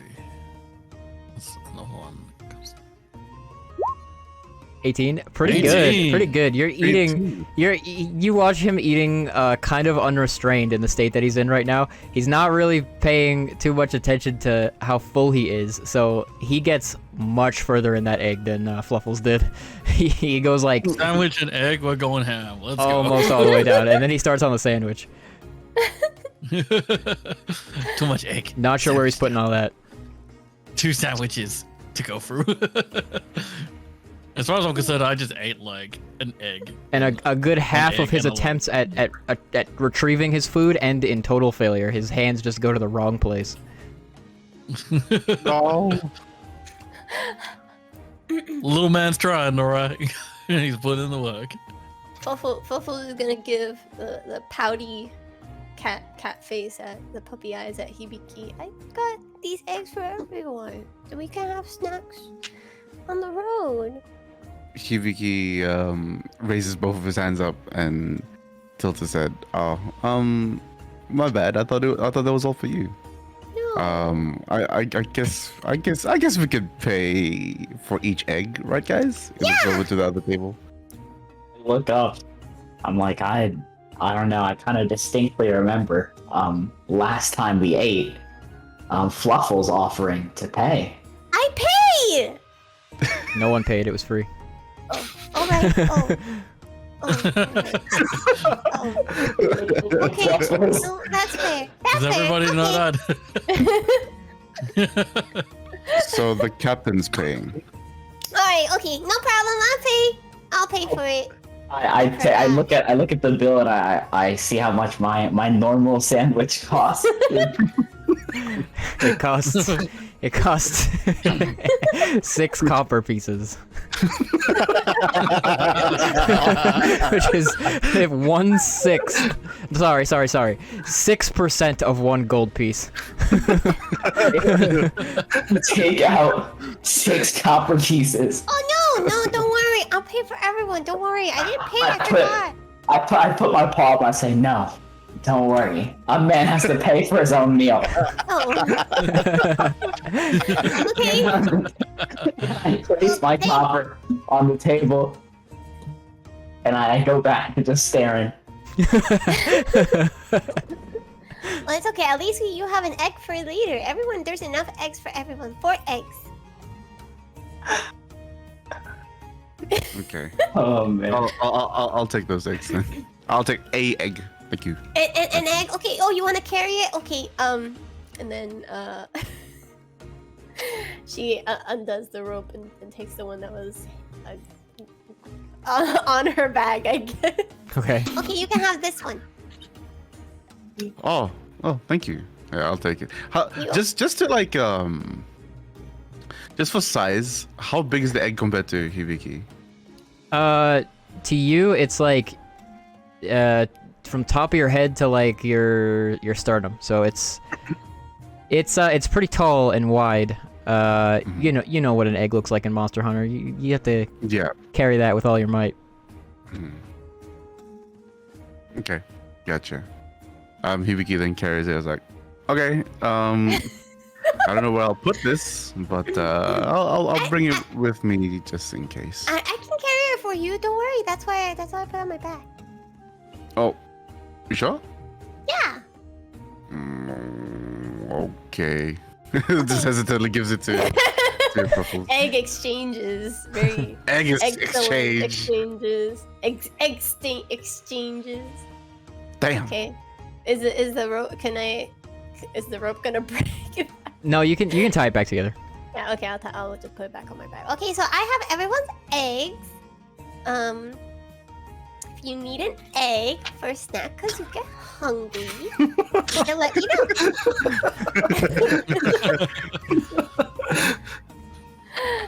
know. Fluffles is not considered the weight of the eggs yet. We'll get there.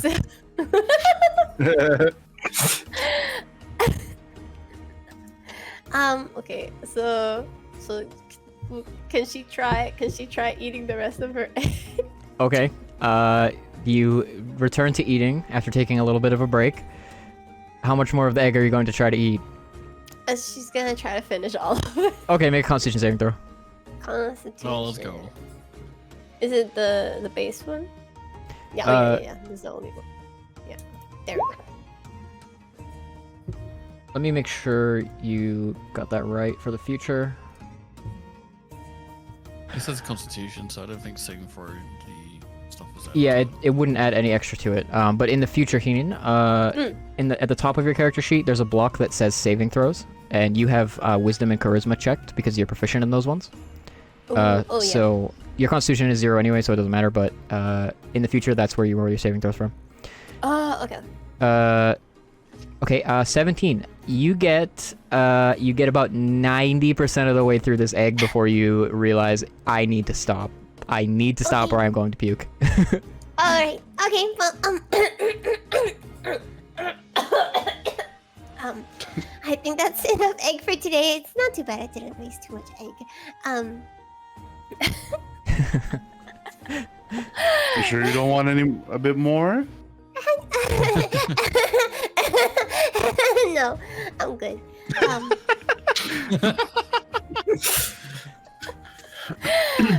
Okay. Are we all good to go?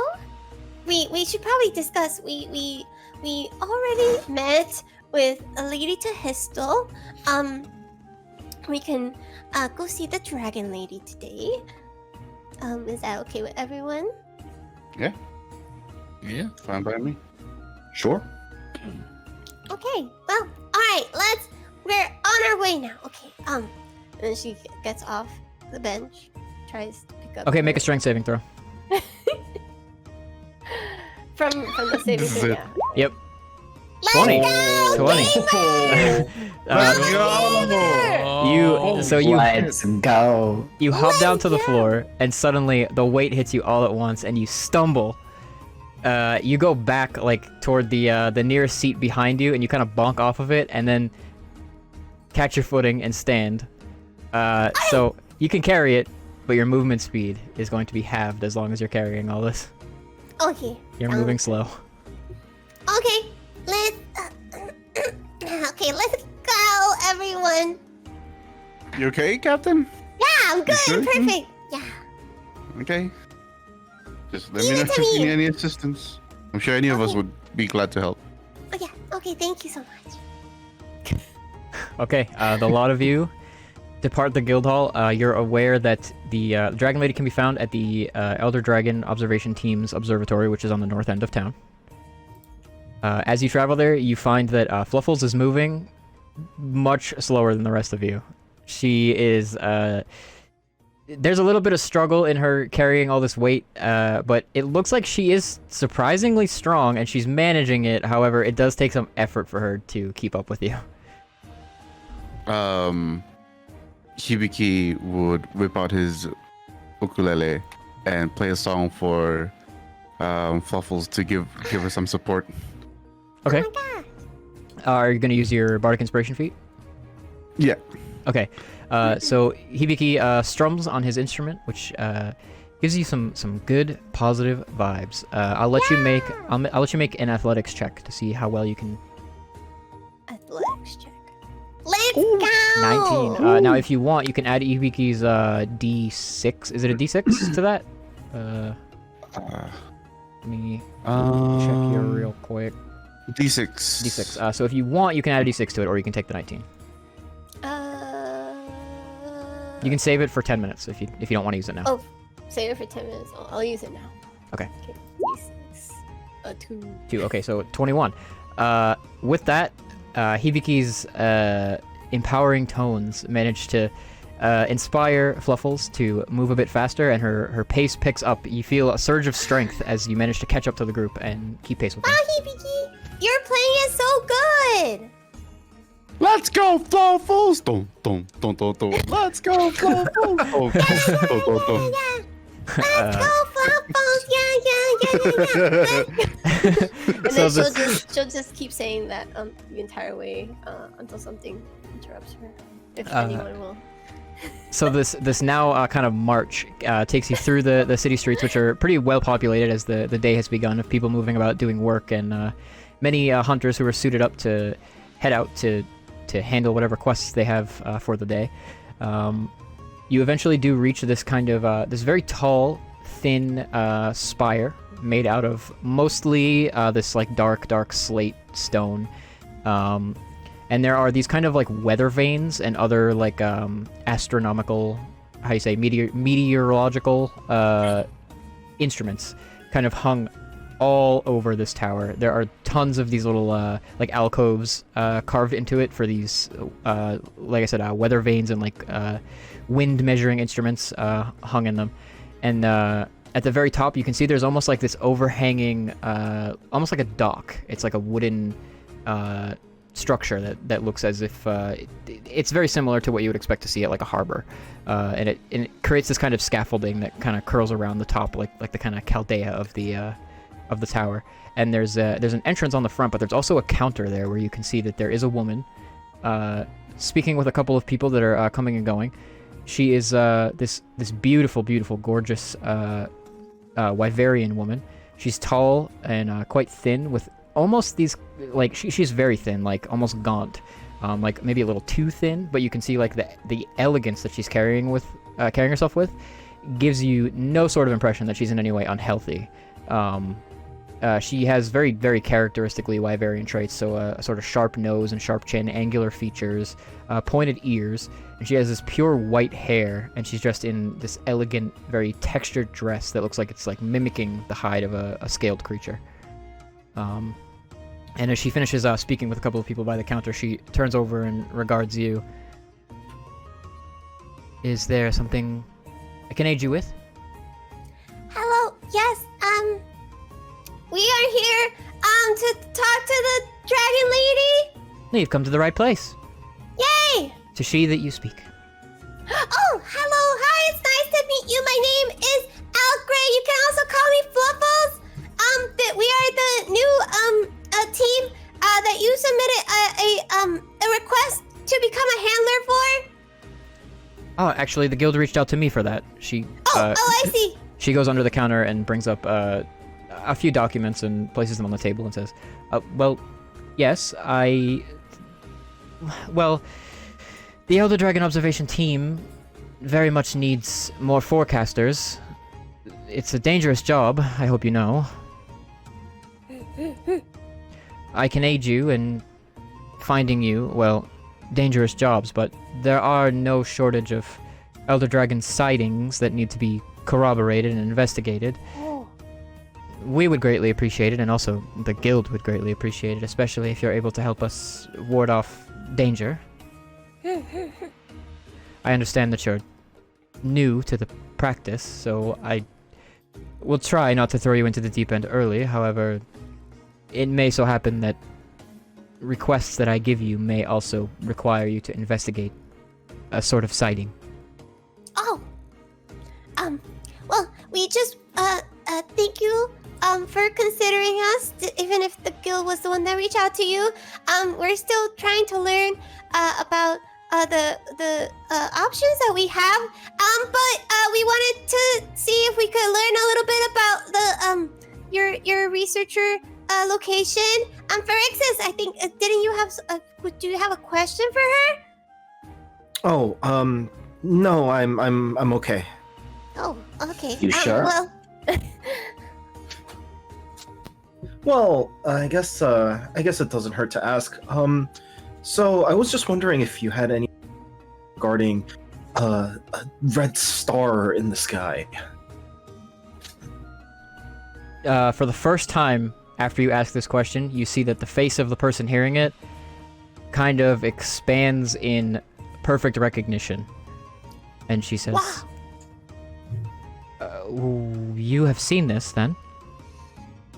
Multiple times, actually. And I just kind of, I guess, go over once again. The first time I saw it, the second time, and the third time.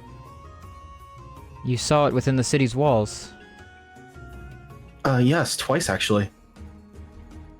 She actually turns back from you quickly and says to some people that are working back behind the counter there, it's kind of dark back there, so it's a little hard to see, but there are definitely some people back there, and she says, we have a sighting that may require urgent attention. Can I get some eyes here, actually? They may need to be very high up. She looks back to you and says, I may need to handle this. Something like that's never come so close to the city before. Whoa. Oh, it's a good thing we came here then. Oh, well, yes, the last thing I want is a dragon falling on my city. A dragon!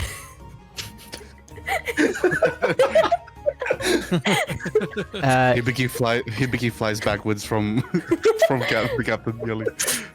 He's not the only one. Back up alone as well. She says, yes. So that matches the description of a well-known elder dragon. Elder dragon! Yes, that is correct. Oh my god. Once more, typically I don't expect to see something so close to a populated area, so it's very strange. But even don't take this the wrong way, but non-credible reports have to be investigated by the observation team. Yes. However, it would be wise not to speak too much of this elsewhere, because people will probably panic. Yes. It is not time to panic yet. If it is, we will ring the bells. Oh, the bells! Oh, I haven't heard the bells.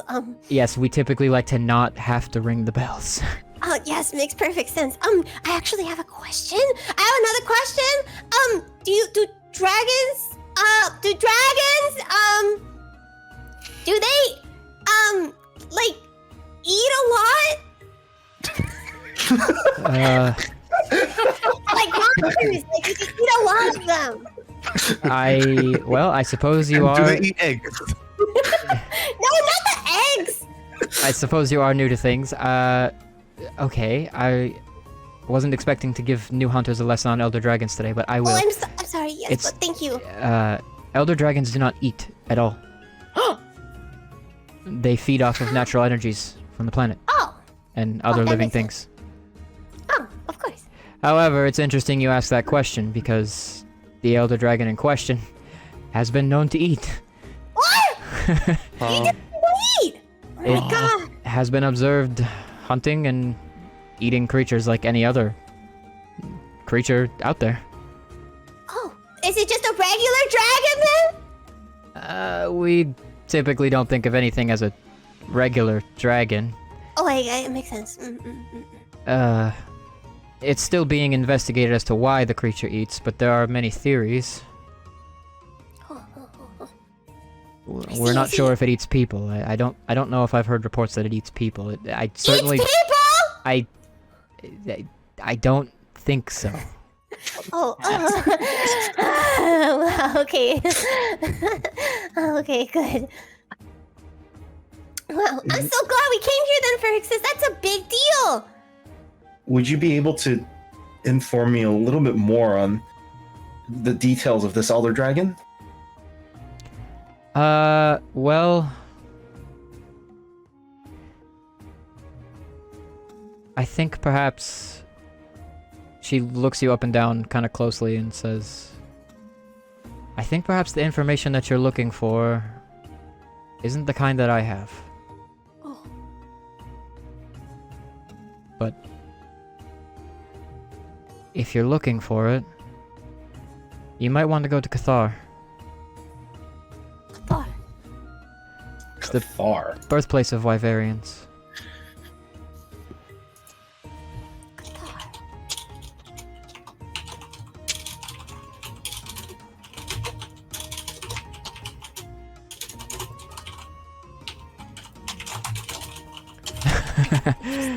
I'm so used to hearing my players like typing notes while I'm playing. It's like it's so normal to me. It's so normal to me to shut up and wait.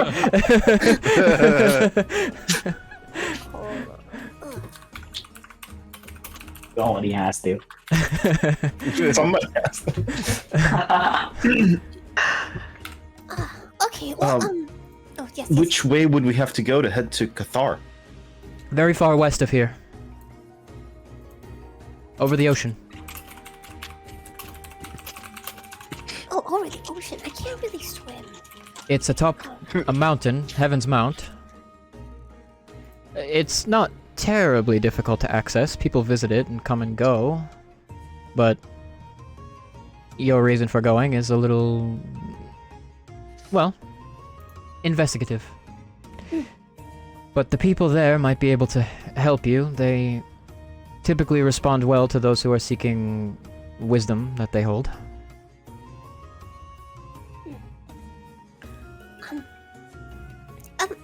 Ma'am, is it okay to just call you Dragon Lady, or should we do? Is that your name? It is, yes. Oh, your last name is Lady. Okay, Miss Lady. My people don't deal in surnames, but yes. Oh, okay. So is it Miss Lady or Miss Dragon Lady? Anything is fine. Okay. So Miss Lady, we are very interested in your offer because, as you can see, Phyrexius has seen something very important. We didn't quite understand the importance, but we understand it now. Thanks to your help. We also, our team also wants to explore new locations and new technologies.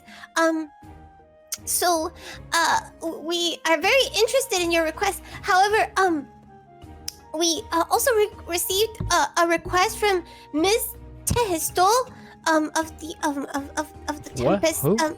Who? Miss Tehistel. What, do you wait? Miss. Okay, are you speaking of Tori or are you speaking of Luna? Tori.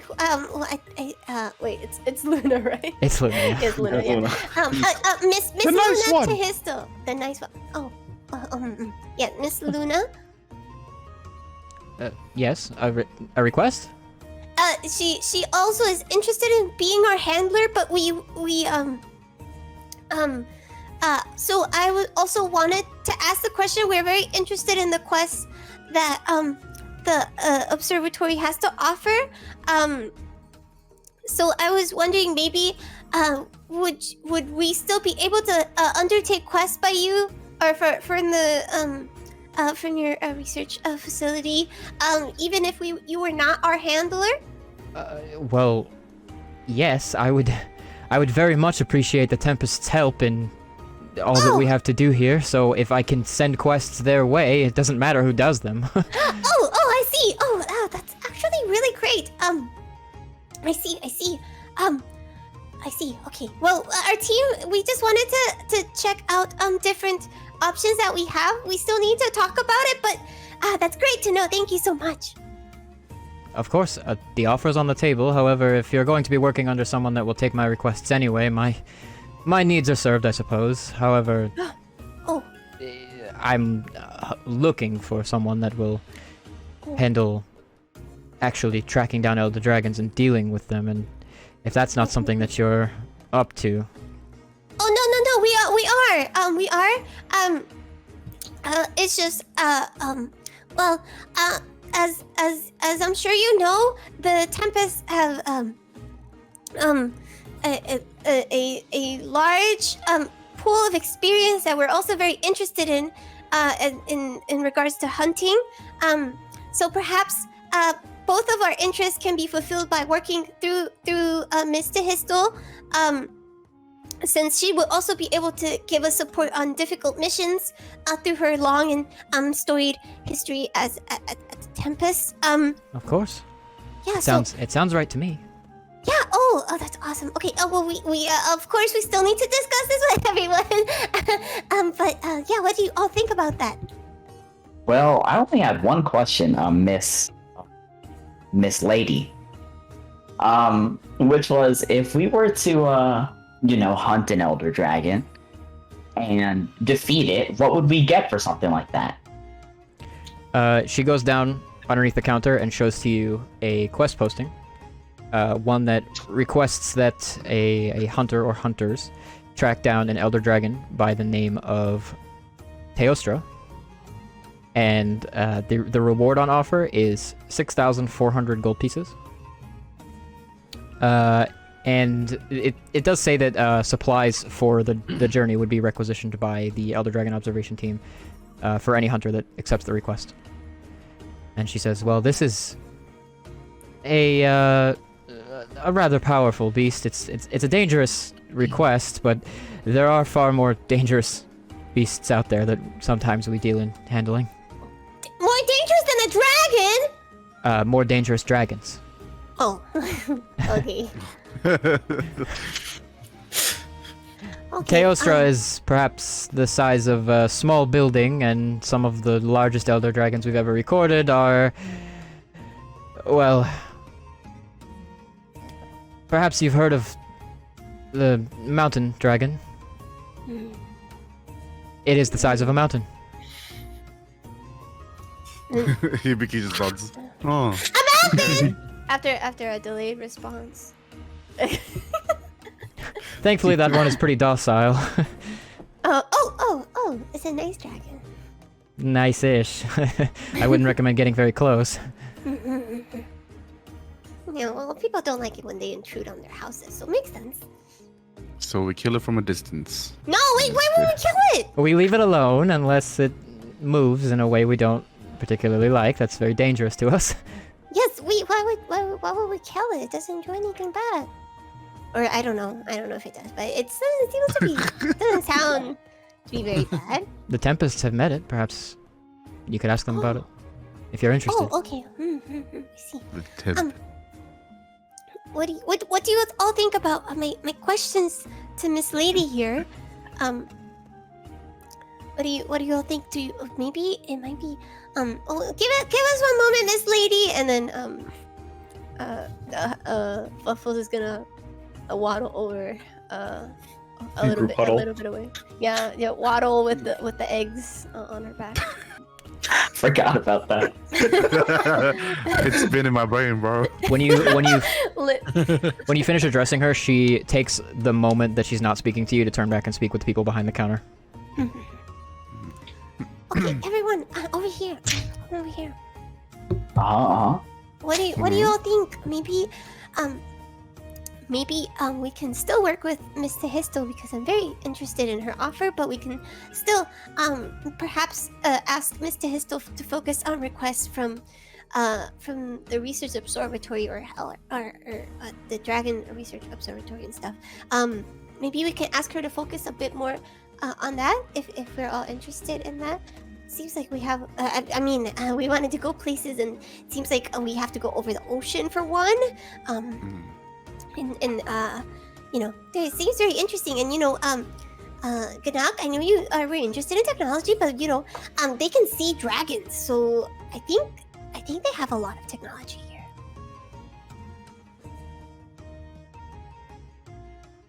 Enoch? You there, pal? Ganak, Yeah. I think. Sorry, I was just thinking about the dragon. Oh. Because I heard about dragon, I'm just like, it's big. Just imagine the size itself. Hibiki looks to Fluffles and says, on behalf of Canuck, yes. Yeah. I think I don't have any objections with Miss Tehistel. The Dragon Lady doesn't speak with the same huzzah. Oh, I see. We need about you, someone Fred? who has dreams, thinks big. I see. So I see. Not me. What do you think, Phyrexis? I would agree with going with Luna. I think she brings a lot to the table, especially with Dragon Lady offering us the ability to take on her missions as well if necessary. Yeah. So it doesn't seem like we need to take up her offer per se if she's allowing us to take advantage of her services. Yeah, okay, sounds good. Okay. Okay, so I'll go talk to Miss Lady. And, we'll let her know that we're not taking her offer, and then we're gonna but we'll of course be polite and also say that we're interested. And so, okay, sounds good. Okay, and then she's gonna waddle back to the counter. Excuse me, Miss Lady. Yes. Okay, so I think we've come to a decision. Unfortunately, we will not be taking up your submission as our handler. However, we're very interested in supporting the Dragon Research Observatory you have here. So please, if you have any pressing matters, do not be afraid to send us a request. We are very interested in helping you. As you can see, Phyrexius, one of our team members, is close to one of these situations with the dragon, and so I'm sorry for the trouble, but we hope to work with you in the future. Thank you. That's just as well. I suppose if you're going to choose Miss Luna, simply let her know what your wishes are, and I presume that she and I will be in touch. Yes, okay, sounds good. Thank you so much. And if you have any more news about the dragon that Phyrexius witnessed, please let us know. Oh wait, I have a question. Do you only observe dragons here? Our focus is on elder dragons, yes, because they're quite powerful. They're living forces of nature, and if they were to get too close to a populated area, then there would be untold casualties. So yes, it's our goal to find where they may be, find signs of their presence, and to warn populated areas and to contract hunters to deal with the situation. Well, if you have any news of a dragon eating, please let me know. It seems like a large number of monsters have been slain recently, and a natural amount, and it's affecting the environment, which is why I'm very curious. So please let me know if you have any news about that. Are you referring to the poaching problem? Oh, yes. Well, I don't think that has much to do with elder dragons, actually. Oh. That sounds like a problem that's interpersonal between hunters, which is... Well, there's a lot of unrest about it. I don't know much about it myself, but if you're looking into that, then I would recommend going to some place where hunters gather and asking questions. Yes, sounds good. Okay, thank you. Okay, well, thank you so much.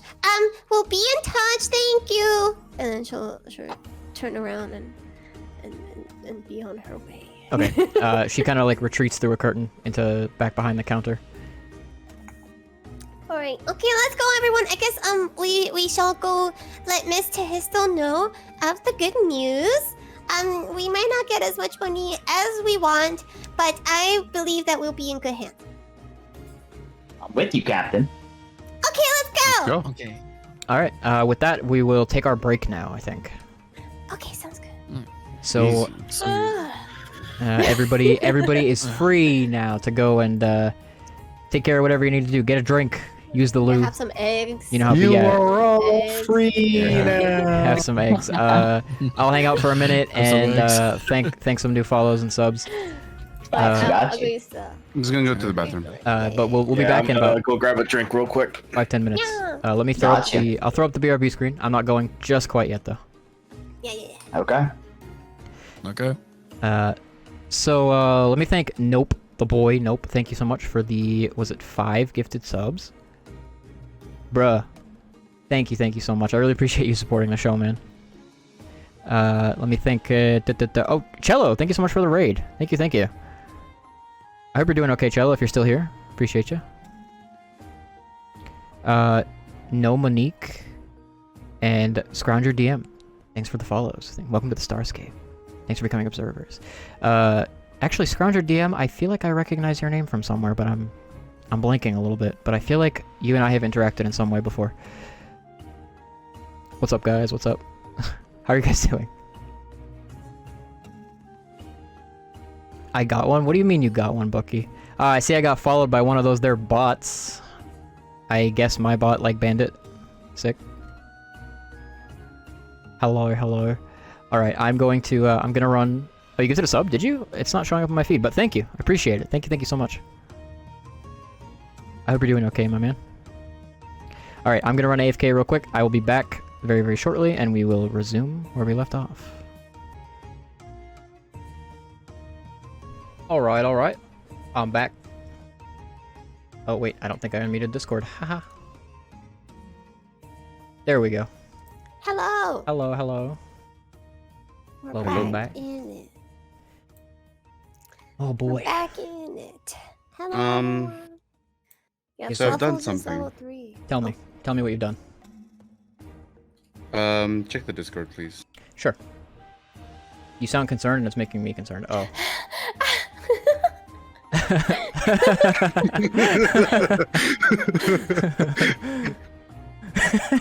quick on the memes. Oh my god.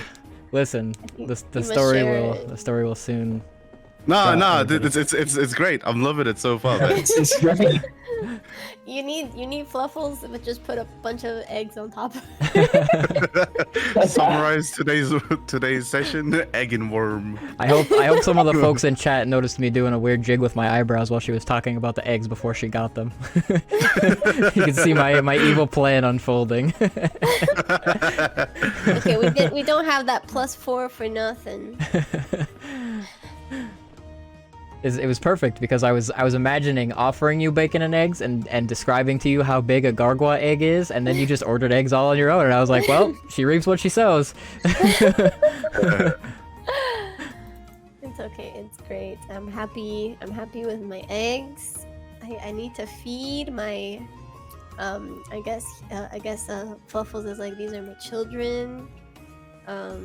Need to feed them eggs. If anyone gets hungry during the trip, I don't want any tantrum. You have to keep Phyrexius from throwing himself on the floor and kicking and screaming. Cox's camera feed is actually a little messed up. Let me see if I can fix it. I have just returned. It should be fixed now. Yeah. Welcome back. Welcome.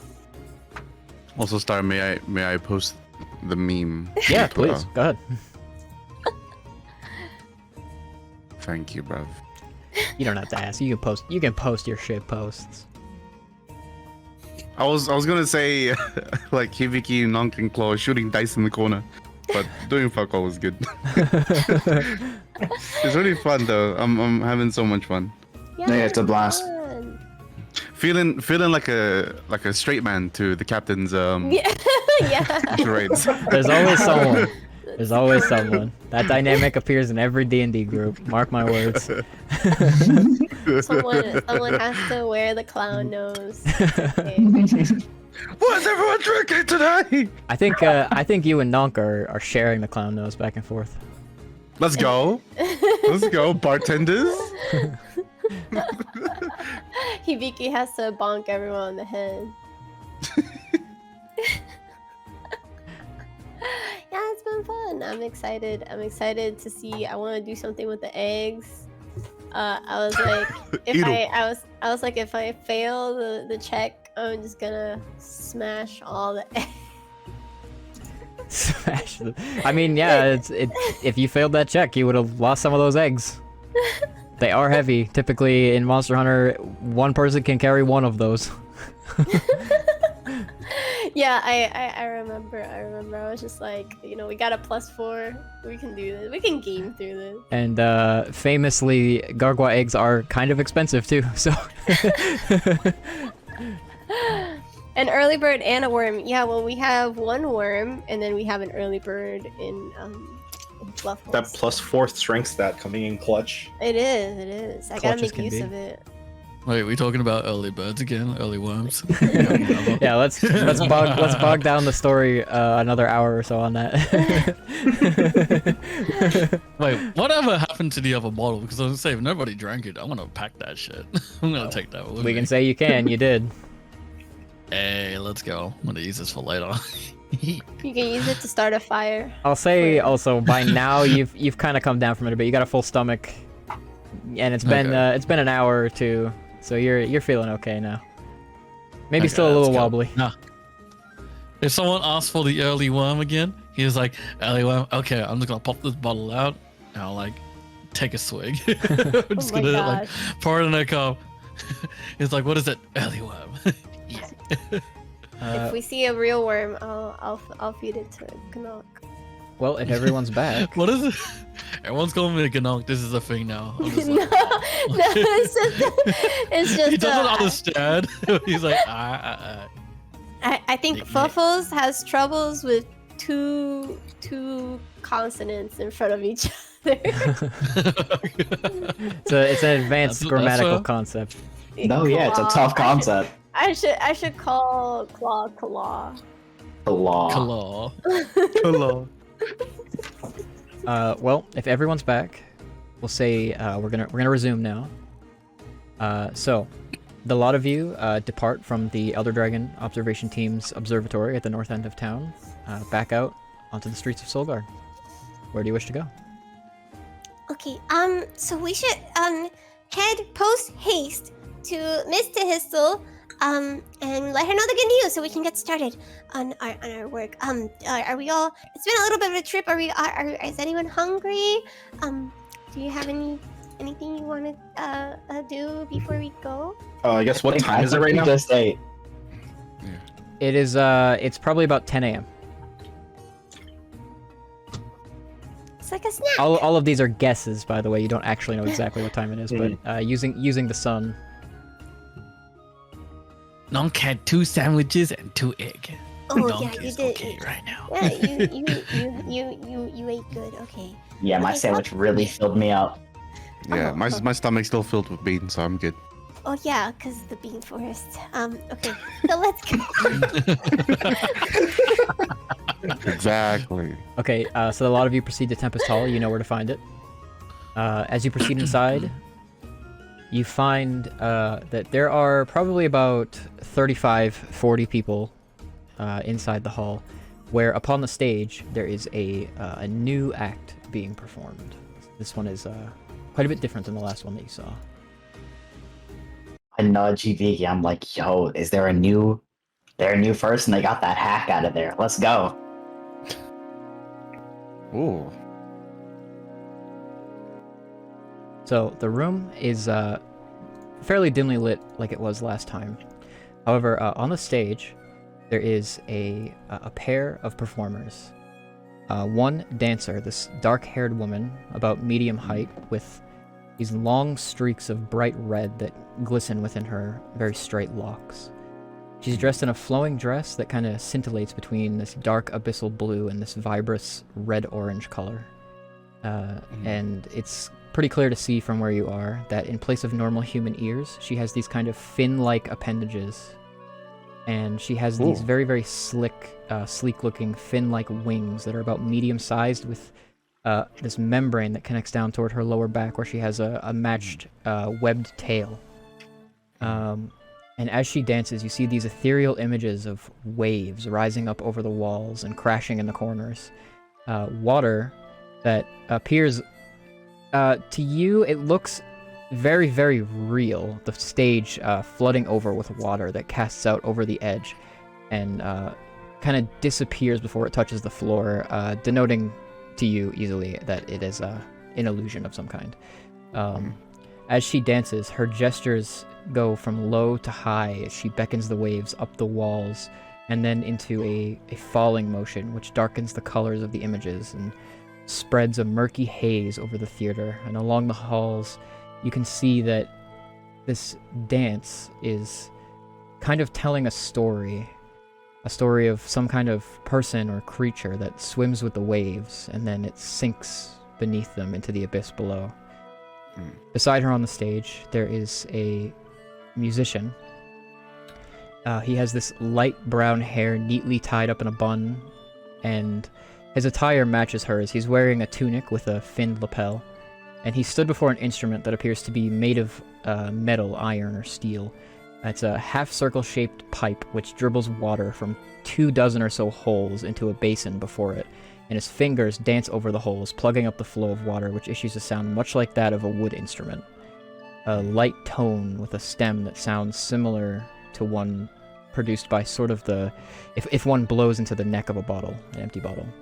only it's layered and melodic, like a full procession of flute players with the constant backing of a light flow of water.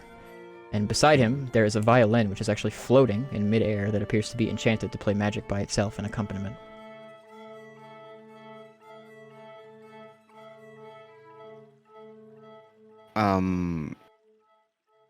Hibiki is mesmerized from the performance, but without even noticing, he's walking towards the performer, just kind of like entranced by the whole experience. She And she continues her dance, and she kind of twirls toward the edge of the stage, and you can actually see that her feet, as they touch the stage, they actually part the water and break it as if it's real, as if she's actually standing in a very, very thin, like, puddle layer across the stage. But as it falls off the edge of the stage, you can see that it disappears. It's not real. Whoa. Oh my god. Yeah, I'm just standing there mesmerized with everyone. Everyone is. I'm mesmerized. as Yeah, well. I'm the same. It goes on for some time as she moves over toward the edge of the stage and kind of twirls along the very end of it, as there are like a dozen or so patrons within the bar that are also very entranced there, and they're watching very respectfully and quietly at this very melodic performance that just seems to go on, and it's all backed by just this light sound of bubbling or flowing water that the instrument is making along with the sounds that it's putting out. Wow. Oh my god, so beautiful. After seeing the performance, Hibiki then closes his eyes, and instead of focusing on the visuals, he starts to focus on the music itself and what kind of story it's telling. Okay, it's an instrument that is making sounds that are certainly not too alien to you. You've heard them before, however, you've never seen an instrument like this before. It seems that it's producing sound with water. Very, very exotic from a far off place, and that's just the sort of thing that you are you're all about. And as you shut your eyes, you are able to, for lack of a better term, sink into the message that this song is putting out, and the running water that kind of continues on beneath the sounds very much instills this idea that it's a performance that is meant to almost evoke the image of happening underwater, very, very, very far underwater, deep in the abyss. Yeah. He then starts to, after hearing the tune, he then understood like the message of the song and the feeling of it, the sound of something bittersweet, and he recalls to like a memory of long ago and sheds a tear from the music. There's a bit of light that's cast from the performance over toward Hibiki, and the rest of you can see actually, like, at certain times the image of these illusory waves kind of cast across the crowd, and you notice Fluffles in particular. You notice as the light of this water, this false but very real looking water, kind of crashes against Hibiki's body. You do see that there is a very real glisten of a tear on his cheek.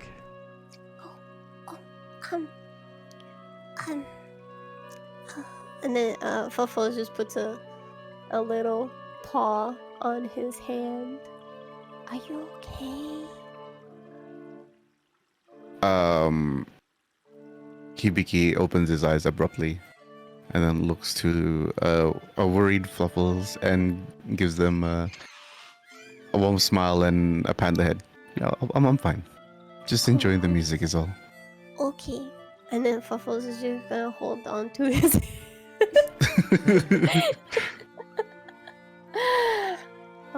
yeah, just a hand for support. The performance kind of continues on. There's a moment or two where the performers kind of stop to take a little bit of a break, but it seems like this is the kind of performance that's gonna go on for a while. Okay, well, I'm gonna go talk to Miss Histel. Everyone enjoy the show.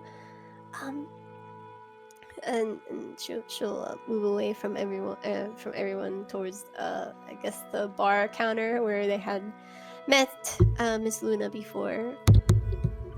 Okay. Yeah, once the performers take a break, I head over there too. All right. There's a short break in the music that the two of them kind of they collect themselves kind of toward the back of the stage and like chat quietly for a moment.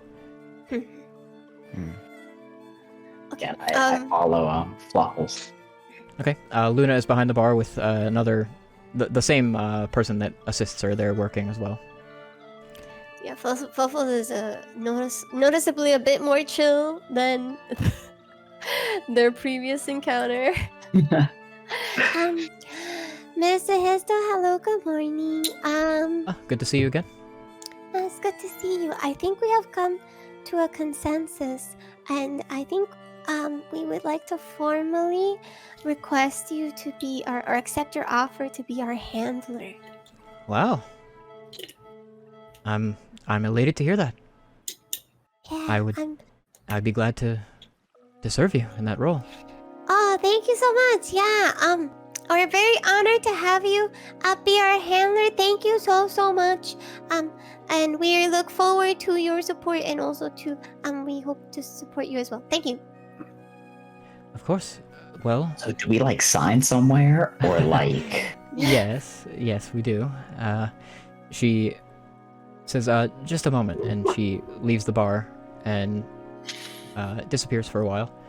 And when she returns, she has a little bit of paperwork, just there with her name at the bottom of it. And you can see it's formal documentation of the arrangement. And she says, "I only need the leader's signature, but if you'd all like to, well, make it official." Oh yes. Well, yeah. If you all would like to sign, that's okay. I will sign here, and then she will try and do a chicken scratch signature. Doesn't really look like anything, but it's okay. Close enough, as She we just always say. She just makes sure to draw the same thing every time. Okay. Well, yeah. If anyone would like to go. Well, you don't have to. Oh yeah. Yeah, I Alright. think I'm good. Okay. We also had a question. We met with Miss Lady, the Dragon Lady. We met with her this morning a little bit earlier, and we talked. And we are very interested in if it would be any way possible to do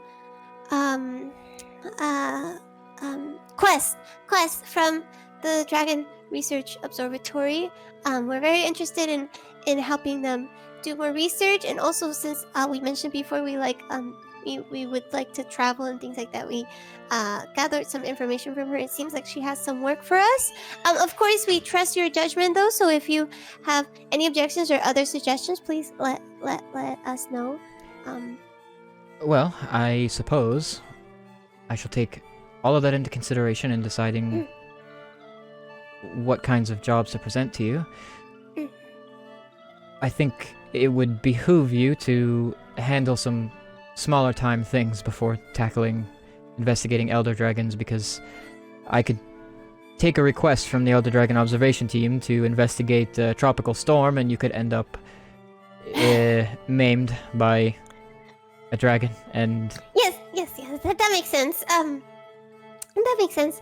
But yes, if they turn in anything that would be at our skill level, then yes, we respectfully request that you let us take it on, if you think it would be safe enough for us. perhaps during your time spent preparing for a job that you decide on for yourselves, I'll contact the Elder Dragon observation team and find out if there are any disturbances in the locale that you're headed to, and you can do some light investigating for them at first. Oh, okay, sounds good. Oh, Oh well, I'm really glad that we got back to you quickly, and thank you so much again. I have a question. This is kind of unrelated. Do you happen to know anything about the poaching problem?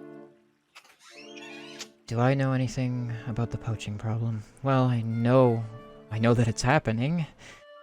There's a poaching problem. I look between the two of them. Well, Yes. So as you all know, I'm also a knight, a guild knight, or a recruit. I'm working on it. So it seems that they are. We usually take care of anything not related to monsters necessarily, like people issues. So it seems like there's some criminal activity in the guild. The knights are interested in. yes, so the poaching problem, it's that a number of hunts have been invaded by poachers, people who did not take requests to handle certain situations, who are handling said situations and reaping the benefits without actually going through any of the necessary process, which is, well, it might not sound like the worst thing. If we can't keep track of who's dealing with what and when, it's very difficult to... Well, the guild's job is to maintain the environment and ensure that there aren't any disturbances, and handle disturbances when they arise. And when there are people going out there acting outside of the guild's purview, well, that is a disturbance. Yes. And it's also, I imagine, hard for people to claim their rewards from their hunts and stuff. It messes with people's livelihoods and the environment, of course. Personally, when it crosses my desk, I'll still pay out hunters that are affected by it because it's not very fair to them, but... Yes, of course. In terms of materials, well, there are some hunters that view it favorably, but it is harmful to the economy, perhaps in some small way. The environment is the key concern, though.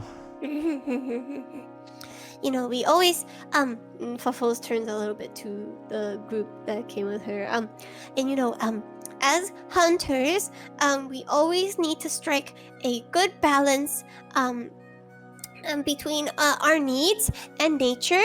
Of course, if something were to tip the balance unfavorably, you know, those a lot of the monsters that we deal with didn't really do anything wrong. So we shouldn't really harass them unless you know, it causes trouble to us or there is a desperate need. So we yes, please keep it in mind. We need to Uh-oh. Uh-oh. Oh no. Something Or happened? did we lose? I lost you. I lost you, Daiji. Daiji, don't Daiji come back. returns. Discord just kicked me out. I'm so sorry. It's okay. It's all good. No, you're good. Make sure That was really weird. camera feed properly. Okay, uh-oh, I froze you. Oh no. I pressed the minimize button. My bad, I'm sorry. We're good. Let me Oh fix no. it. Oh, I'm Oh, we're so frozen? sorry. This is an easy fix. Yeah. Alright, it's good. I no was just problem. listening and Discord just like, "Bloop." Yeah, that happened to me earlier while we were testing. Uh-oh. Hey, good timing. Mods, can you Mods. handle that real swift? Yeah, mods. Yeah. Mods, bonk hammers out. It doesn't look like the bot handled it too well, so if I can get some mods on that, that'd be sick.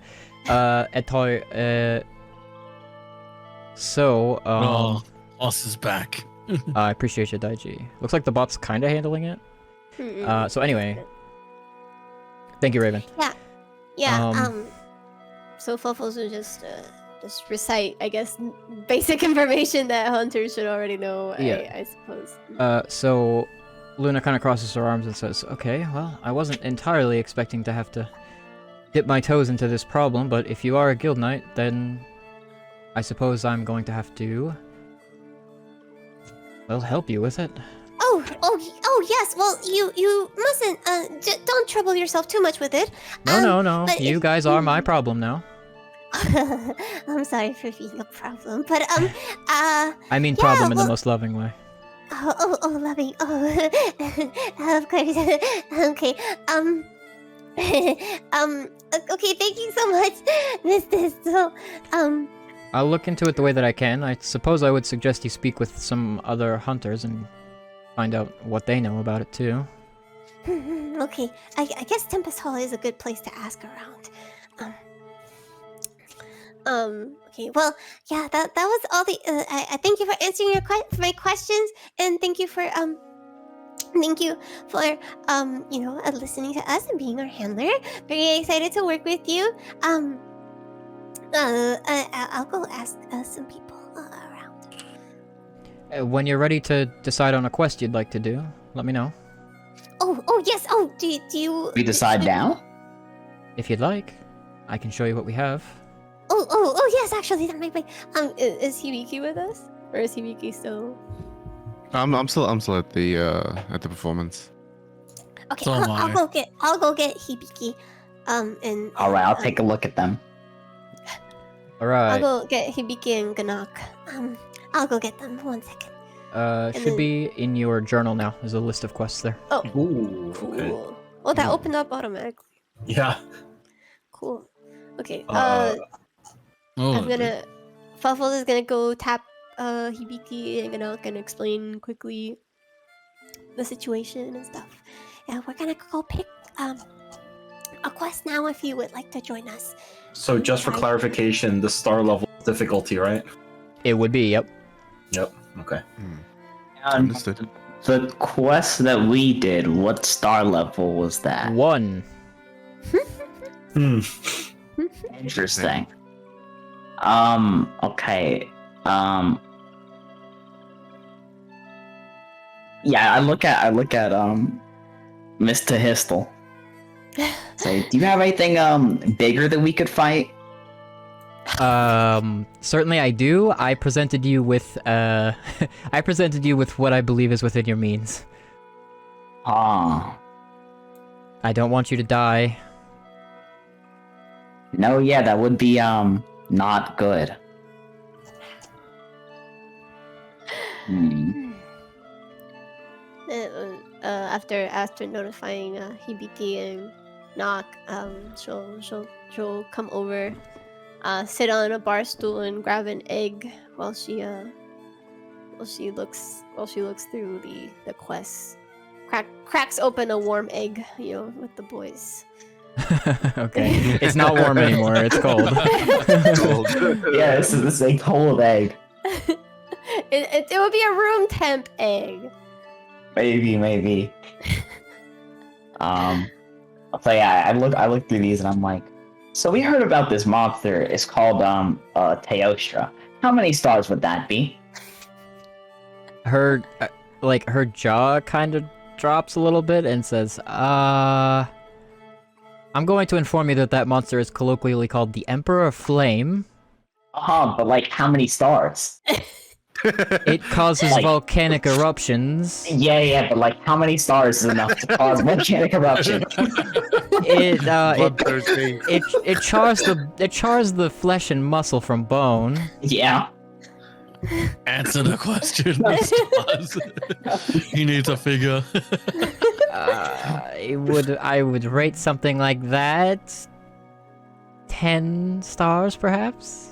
10 stars. So like 3 of these like Azuros. Okay. That's not really how it works, but Yeah, we have to add an extra one, right? 3 times 3, 9. We'd have to add an extra one. So we'd have to add a great baggie in there as well. Okay. All right.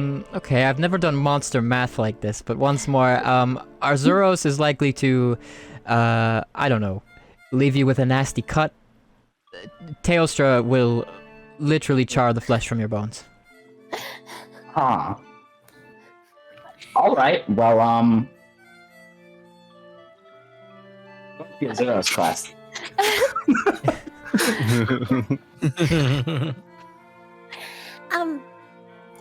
Okay, so for the poaching is happening. Did you say? Wait, hold on. Let me look at my thing. I was told what general area it was from, right? Like It's happening Or everywhere? kind of everywhere. Okay, so it's happening in particular in this region, and all of these quests are kind of in this region. If you were to go to the mountains, not quite so much. At that point, you're getting like a little bit out of the reach of the of what you know to be the poaching epidemic. Okay. You know, I think we should all pick a 1-star quest. Munching on some egg. We haven't done any hunting together. Except for we did hunt kind of together, half together, 50% together, but not 100% together. So maybe we can do a more easier quest so that we can all get used to each other.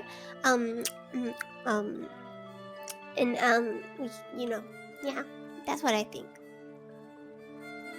Yeah, sounds good.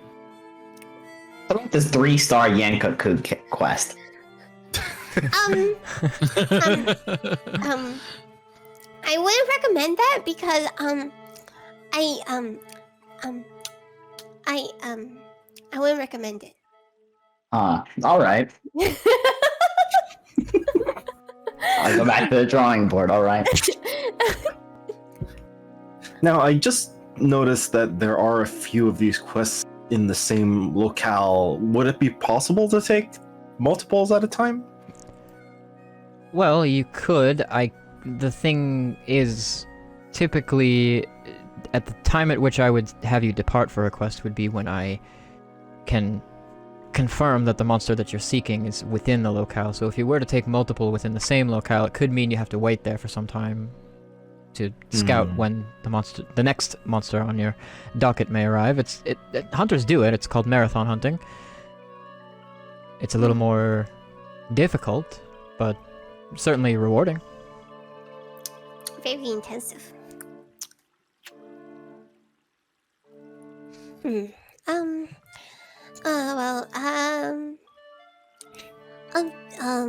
Well, if you're interested in that, Phyrexius, maybe we can do the forest and hills area, and we don't have to wait there all day. We can just either do the Velocidrome or the Bulldrome over there, and then if we can stay in the area for a little bit, maybe we can catch another monster there, maybe. Uh-huh. I'm not putting for anything really.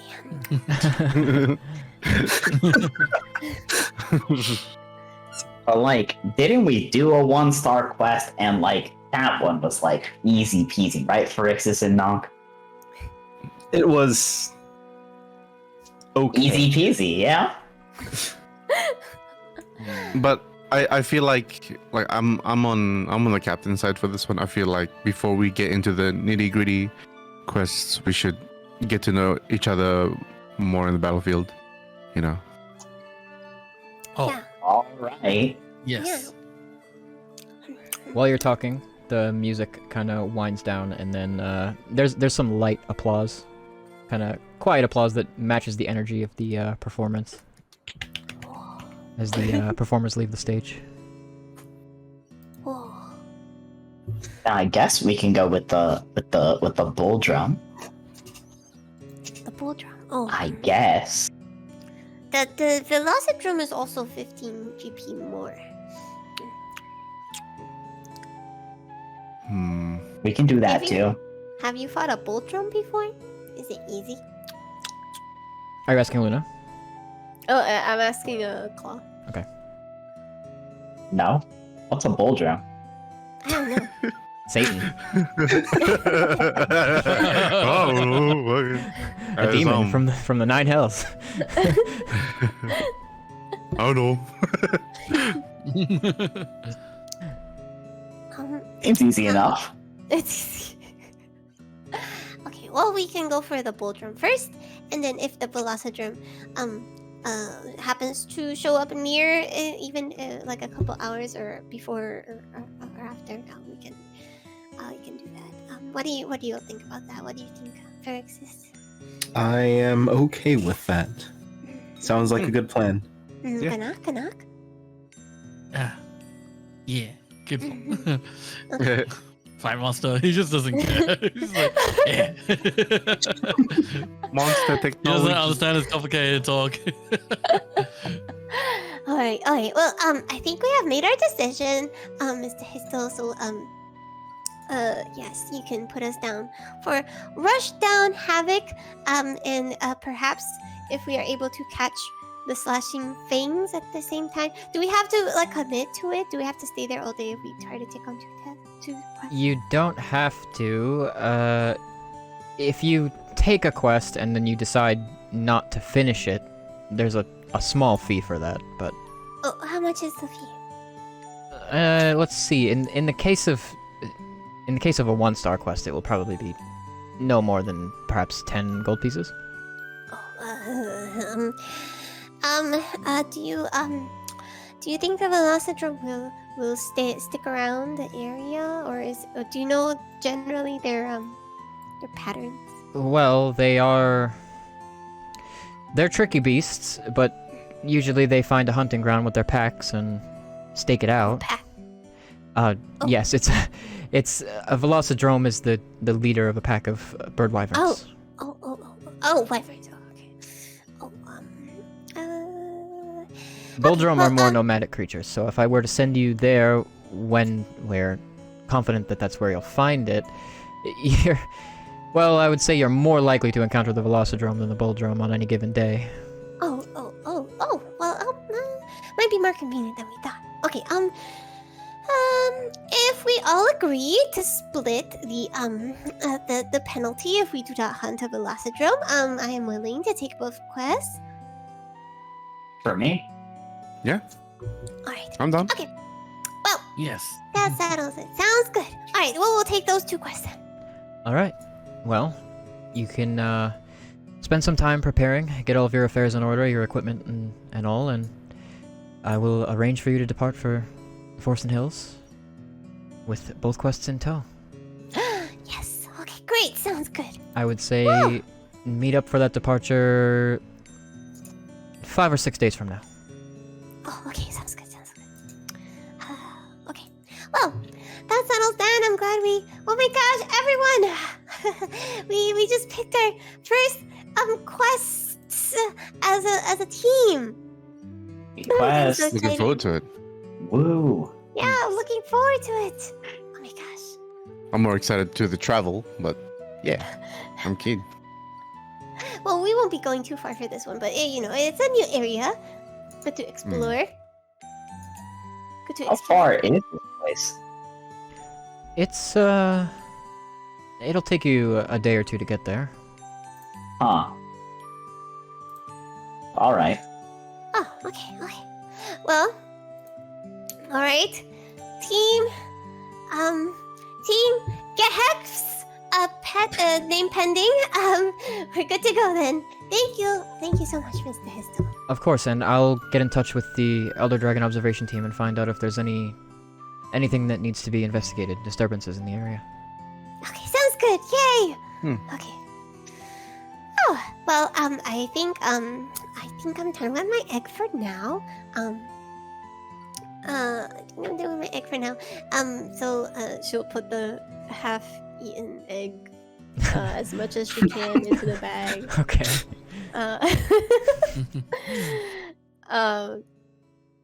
I'm gonna ask some questions around here. Everyone, feel free to do who you would like. Yeah, I'm just gonna ask some questions. All right. Team get Hex! Whoa! Hibiki looks to Inferno and Gnoc and Ferx. Claude. You guys want to shoot dice? Nice. I wouldn't mind. Dice. What? Yeah. It's a bit of a pastime. I got some dice over. Long doesn't know, but he's excited. While He's just like, while the captain's looking around and asking questions, we'll do something. Okay. The three of you can set up to play a little dice at a table.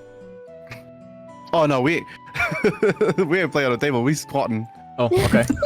squatting in the corner. Oh That's the right way to do it. That's for the culture. That's for the culture, bro. oh my gosh. There are a I'm couple just of gonna follow them to a corner. there are a couple of other small groups of people that appear to be playing like table games as well, but Ooh. you can head past them if you want, or Or my floor games. It's all right. It's all right.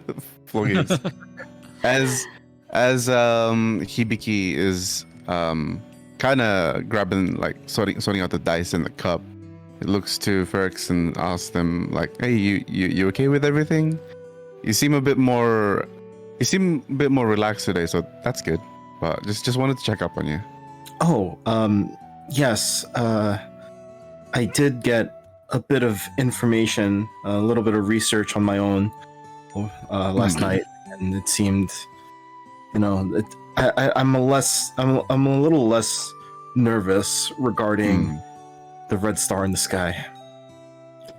Also, did you leave the headquarters last night, or did you just figure some stuff out? No, I just do a little bit of stargazing before I go to bed. I kind of was looking up at the sky, kind of contemplating a little bit, and I did, do a little bit of studying in my room last night. So, Hibiki then puts his hand on Ferrex's shoulder and is like, "Well, as long as you're okay, man. As long as you're good. thank you." Now let's shoot some dice."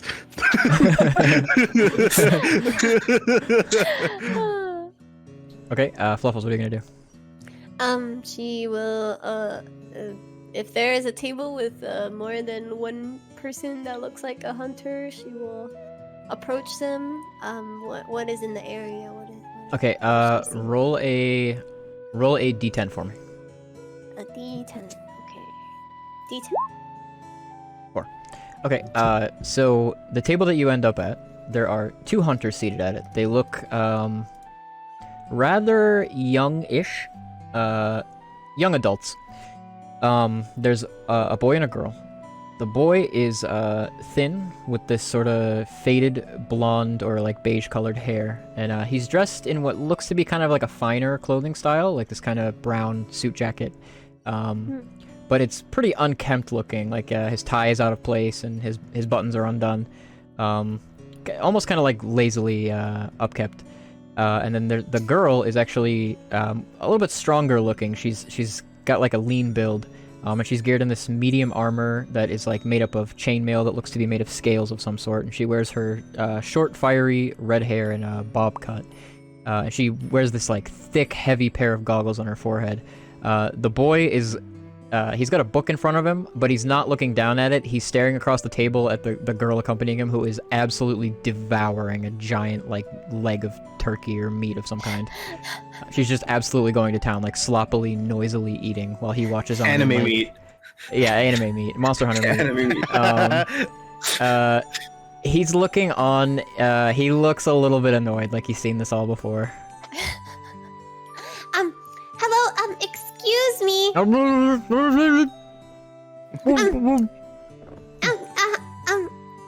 Please excuse her. No manners at all. No, it's okay. I understand. It looks very tasty. I'm sorry to bother you. Today I wanted to ask you some questions. It is for we are trying to learn some more information about a certain situation that is affecting our fellow hunters. So if you would be willing to speak with me on any experiences or you may have had relating to it, that I will divulge in just a second. Please let me know. You seem a little bit busy though, so I don't want to bother your. There's a and then her hand just like slaps the bench beside her, and the boy shrugs and says, "Sure, I guess."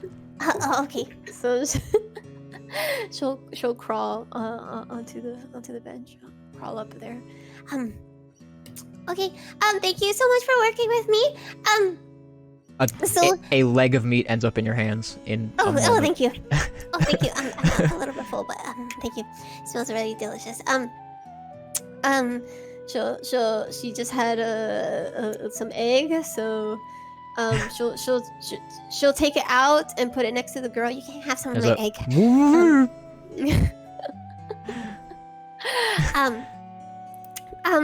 So there seems to be a little bit of a poaching issue. Yep. Yeah. So it seems to be affecting many hunters. If you have experienced anything relating to that or seen anything, we would very much appreciate your help. On Not that. Your personally, help. but recently we were trying to look into it. I guess in a really? way, we were kind of trying to bait him out on our last quest. Oh, I see. Oh, that's They didn't brave. bite. Oh, okay. I see. Well, do you know when they strike, how they strike? Since you were trying to bait them. Well, we talked to this guild knight, Oh, someone who was investigating the problem. He told us about, potential causal link between things, but can I have their name? I'm a recruit for the guild knights, actually, so it would be great to meet up with them later. he thinks for a minute and says, I don't think I wrote it down. Alma, did you write it down? And she throws her hands up, her mouth completely full. And he says, wow, I don't think I could tell you his name. I could describe him to you, I think. Oh, yes, please do. He was a wood elf. Tall guy. Little bit scary looking. Stern in the face. He dressed like a guild knight. You know, the normal colors. Yes. And he had, blondish hair. Kind of like mine, only maybe a little darker. Oh, okay. Carries a sword and shield. Sword and shield. Okay, thank you so much, yeah. Talked like it's kind of his job to investigate this thing right now. Mhm, We I thought see, I we'd see. try and lend a hand as best we can, but all we could really do was just take a quest and go out there and throw our hands up and say, "Come get us." Well, I'm glad you didn't run into them. It's a blessing in its own way. We're not really sure who is perpetrating them. They might The be dangerous. the girl swallows heavy and says, "No. We want to run into him. We want to show him what's for. Oh, well, that's very brave of you. That's very We cool. are the bravest. That's what we are. That's yep. The We are. We are the tip top." And he says that dude, please do not listen to her. Oh. Well, she seems very brave. So, I think she just has a big head. As a matter of fact, she just does. I think her head is kind of normal size, though. She points But, across the table and says, "Isaac, do not embarrass me in front of a Lobby. Don't do that. A lobby? They're supposed to respect us. We're at the top of the pecking order." A what? I don't think that's exactly. It's not okay. Listen, just ignore her, okay? Oh, okay. Well, anyways, if you, is that the only experience you've had regarding the poaching situation, or? Well, someone close to us experienced it, but I can't exactly connect you with him. Oh. Well, do you know anything about? Did they tell you how it played out? Yeah, he told us. He killed a monster, and before he signaled for it to be handled, they descended upon the place, and well, there were a large number of them, and he didn't a exactly large- feel like Oh. hurting people. Oh no, yeah, definitely. Oh, it sounds scary. Oh. Not for him, but Oh, oh, I see. Still, oh, do you know the exact amount of people, or by any chance just a large amount? I Poachers, more don't than think he gave us a number. If I had to guess, knowing him, if it was only a small handful, he probably would have handled it, but it was... Oh, I would say probably more than 10. More than 10. Wow. Okay. Oh, well, it seems like there's a lot of people engaging in this then. Oh. Well, Yeah, I see. we're kind of looking into it for his sake, but I think he's Yeah, out there handling it himself right now. I see. It's a shame you can't connect him to me, but that is okay. I appreciate your help so much, so much. Thank you. Feel free to have my egg as thanks. The girl says, "Do not mind if I do." She takes one from you. I'll take this leg, because it looks very delicious. So I will actually want to keep it. She'll grab the plate and try and bring it. And after saying the pleasantries, He pats you on the head and says, "All right then, through the wind and rain." through the wind and rain. Okay. She'll take the plate and head to the squatters over there. You hear them kind of, sort of start bickering as you leave the table. Here, you can all have this leg. This leg here. I'm gonna say your passive perception is 14. You hear the word tempest leave their mouths as you leave the table. Tempest. Oh, no. Oh, she will hear it, but she probably won't think much of it. Okay. Here, everyone, I brought you a leg. She tries to get their attention. So the group of you are like slab squatting, We're gaming. playing dice. Okay, I'm gonna have Rolling the bones. I'm gonna have each of you make a sleight of hand check. Sleight of hand. Yep. Okay. Okay. Not what I'm proficient in, but maybe. Ooh.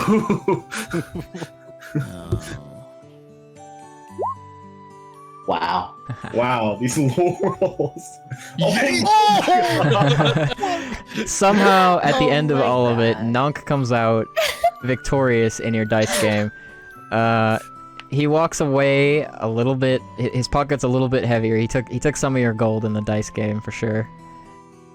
Hell yeah, let's go. As long as it's not the Goth Harag Sevens, bro. I ain't taking this. Does Fluffles know who won? You can kind of tell from the body language that Nunk is a little excited that he seems to have bested them. I'm gonna do the dance of my people. I'm gonna do the haka dance. Okay, yeah, he's doing like a really elaborate like tribal Gajalaka dance. He's like he's practiced this before. Well, yeah, would Fluffles know what the dance means? Let's say make a history check. History check. History. Cool. 10. You've never seen it before, but you can definitely use context clues to determine that it's like a victory dance or something. Oh, okay. Hey, Ganok, here, you can have this leg. Oh, he just stops dancing, grabs the leg, and like raises it like with two hands to the like to the heavens and starts dancing again. Make a performance check. Okay. Performance. I have +2. 19. 19. Oh, that's fucking. Damn. So this dance goes on for some time, and again, it's super duper elaborate. Lots of moves to it, and none of them ever seem to repeat. He sways left and right, throwing one arm up and then the other, and then after a time, there's a voice over your shoulder that says, "Wow, not bad. You might have a career in this."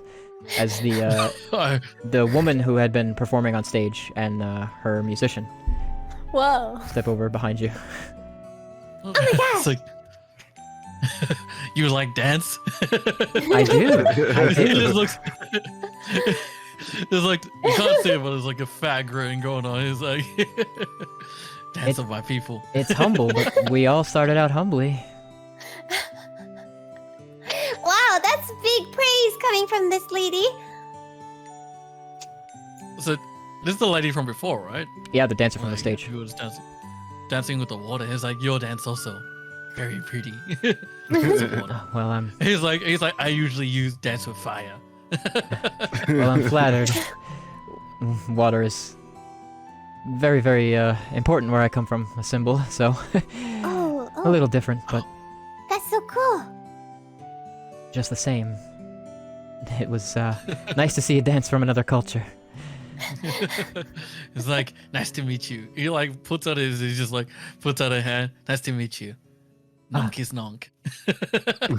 She kind of gracefully bends at the knee to give you a little handshake and says, "You can call me Hana." Hana. Okay. And I'm this gonna is call Lakeshine.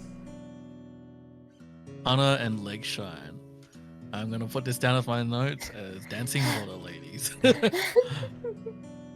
Sorry, Hana and Lakeshine. Lakeshine. He's an elf. He has an elf name. Oh, okay. Oh, yes. Miss Hana, your dance was incredible. We loved it. Oh, thank you. Very entrancing. Very entrancing.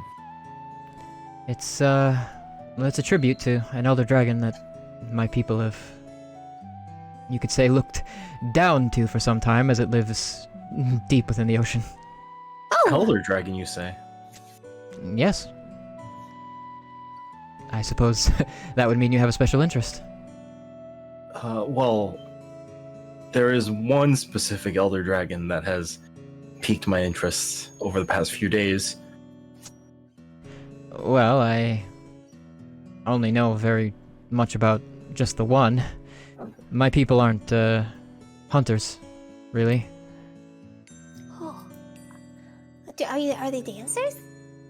Well, you could say so. It's traditional among my kind, I suppose. Oh, very cool. Well, Uh, dancing seems very cool. Hibiki is from Bean Forest. I'm not familiar with that. Is it nearby to here? Hibiki shakes his head and says, it's where the primal forest is. Yukumo village? Right nearby. Oh, okay. Bean Forest. I don't know of any beans from there, but I know the location. I've performed there before. Oh, It's just what the captain calls it. no, you said that you eat beans all the time. Yes. So you're known But it's for not beans. primarily a bean forest, Captain. But if Local it's filled with delicacy? beans- Local delicacy, I suppose.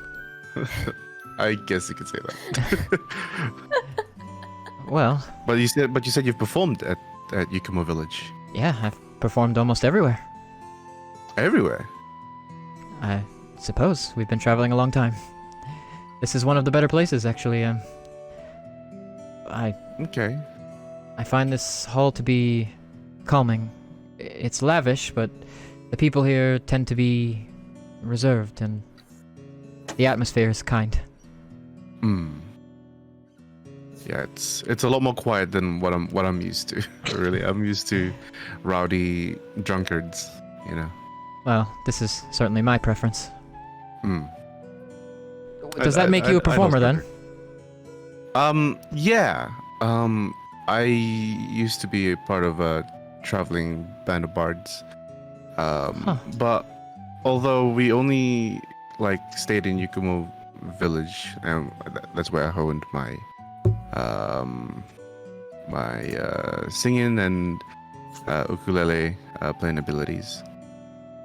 But it's been good. However, right now, I'm no longer a part of the band, and I'm just a hunter. Well, I hope there isn't any harsh feelings about why you're not a part of the band anymore, but a solo career never hurt anyone. Nah, if anything, I just wanted to be a hunter as an excuse so I can travel the world and hear the unique sounds from different culture. Well, more that's a than fine anything. excuse. And today I got a good taste of the music from your performance, and it was amazing, truly. Well, hearing that I think is more rewarding than any amount of gold I could be paid for my dance. That's I know that feeling. that's good to hear. Yeah. Oh, how long have you been in Soulguard, Miss Hana? We just arrived this morning. Oh, wow. Where did you Already what was performing. Yes. Recently, we were stopping off at home. It's south of here in the islands. Esselith village. Oh, I see. Okay. Well, you should get some rest. The traveling is always difficult, but your performance was lovely today. Thank you. And you have been performing for quite a bit, so you deserve all the rest you can get. Much appreciated. It was good meeting you all. Yes, it was. Likewise. Nice to meet you. Yes. She and her accompaniment depart. All right, I'm gonna go ask more people. Y'all can keep playing dice if you want. I don't know if I want to go again. Yeah. You know what? Do they have anything like friendly, like Monster Hunter Uno or something? Well, you could always play without gold on the line, I guess. No, but if you're gonna play if you're gonna play dice, it's gotta be something on the line. I'm sure you Otherwise, can. there's no excitement. I'm sure you can dream up a game that's a little more. It's more of a party game than a gambling game. You guys want to play rock, paper, scissors? Yeah, I'm done. When you speak of game of worm, I'll bring up the bottle. Like No. Yeah, I don't think so. I think we're all wormed out for the day again. Hibiki Maybe and- tomorrow though. Maybe no tomorrow. early worm. Okay. Put them back in the Maybe- sack. Hibiki says no, but then realized that Gnog brought the entire bottle. It's like, why did you bring this? Early worm. Much more earlier. Next time.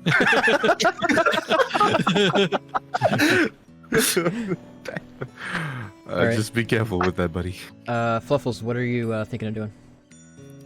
Same thing as before, just hitting up a different table this time. Okay.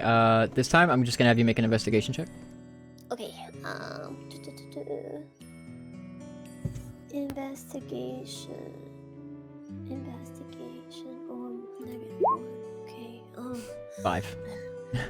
Are you looking for a particular type of information Just on a certain subject? just on the poaching, seeing if she'll probably try to approach people that look like they're hunters. So. Okay. So as you go about the room, you speak with several hunters. The sentiment kind of varies. There are some hunters that don't see much of a problem with it because they're able to find certain materials at a cheaper price than they would normally expect to have to pay. But sometimes a little bit of a debate gets sparked by the conversation from others that strongly disagree and are definitely making the argument more for the unregulated hunting. However, there is one thing that's brought up. Mention of something called the Nightshade. The Nightshade. That one hunter expresses to you they feel that the Nightshade is going to handle the poaching problem. Would I know what the Nightshade is? Make a history check. Okay. History. Okay. 6. No, it's a new word to you. Suffering. Handle. Poaching. Alright. She'll go back to the bar. Excuse me, Mr. Histel? Yes. Do you know what the Nightshade is? Her expression shifts a little and she says, yes. Where did you hear about that? It seems some people are talking about it, saying that they're gonna handle the poaching problem. They would say that. Yes, the Nightshade. Well, I don't know if it's real or not, so take all of this with a grain of salt. But the Nightshade is supposedly someone who moves at night and who captures these poachers and turns them over to the guild knights. Oh, I see. interesting. I haven't heard of that happening, but I guess I'm still a recruit. Oh. Interesting. So I suppose no one knows who this Nightshade is? You can see she's like a little bit exacerbated by talking about it. She says, look, no, nobody knows who or what, or frankly, I don't know if I believe it's real. It's kind of a folktale. Oh, but there's poachers in jail then if they turn them in, right? Isn't that real? Well, if there are people that believe that this will solve the poaching problem, then it could also just be a tale spun by, I don't know, the guild knights or people who know them. Oh, I see. Oh, weird. And I wonder. it's not exactly publicized who ends up behind bars, so again, it may not be true at all. I see. Does Nightshade need anything? Does it come from anything? A plant? Sounds like a plant, kind of, I think. It comes from the name of a monster, actually. Oh, a monster. Oh, okay. Do you know the monster? And it's called Nightshade Paluma. What does it do? It's a monster that is dark in color and has markings on it that are vibrant in color, kind of hypnotic in a sense, because it hunts by putting its victims to sleep before slaying them. It's a flying wyvern with large wings and the face of a bat. Oh, hold on.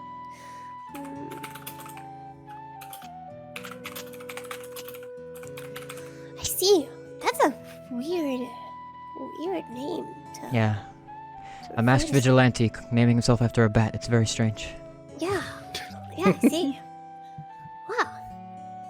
Well, I will light the signal if I hear anything about the Nightshade. Thank you so much, Mr. Hestel. Yes, if you hear about it, I think the first person that you should report it to would be Admiral Arkham. Yes, I see. That sounds like an idea. I'm not exactly investigating this myself. I don't think it's real. Oh, yes, of course. No problem. Yes, thank you so much, though. I appreciate it. Of course. And then with that, she'll move away. She's like, I think I need to make a trip to the Guild Knights headquarters. I'm not sure if anyone here wants to come. I don't think you can go inside, actually, but... Yeah, we're not allowed. They don't like us. I think it was also late. Yeah, during the day, they're probably okay to go inside during the day. I think it's late, but I'm not sure if you can go into where I'm gonna go in, I guess. But you can come inside and you can look around. You haven't seen the inside. I mean, I'm down. Yeah, I'm done to go as well. Yeah, does anyone want to eat their egg? Hey, No, I'll okay. pass on the egg. So where are we going exactly? Like, The guild headquarters. Yup. Right? Guild Knights. No, the knights headquarters. Yeah. oh, okay. Also, just completely out of character, but I just want to talk about the irony of reporting to Admiral Arkham about a vigilante. Man, it's almost like some shit poster wrote the story. I don't know.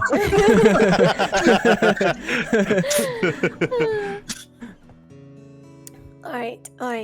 Okay. Well, okay. Thank you so much. She's gonna turn around and kind of yell at. Okay. Thank you so much, Mr. Hestel. Have a good day. Of course, I'll see you again soon.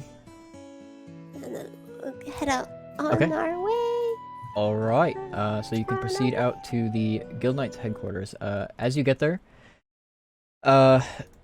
leaving the headquarters at this moment in time, there is an elvish man, tall, wearing a pretty calm, relaxed expression.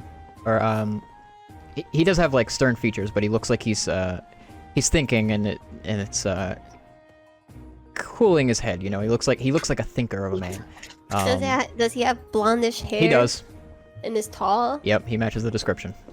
Oh, she's like, oh my god. Okay, well, perfect timing. Give me 1 second, everyone.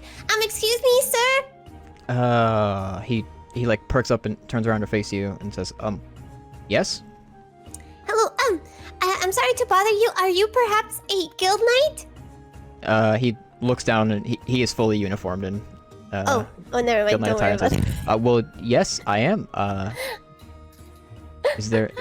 Do you need help with something? Yes. I'm sorry to bother you, sir. I am a guild knight recruit.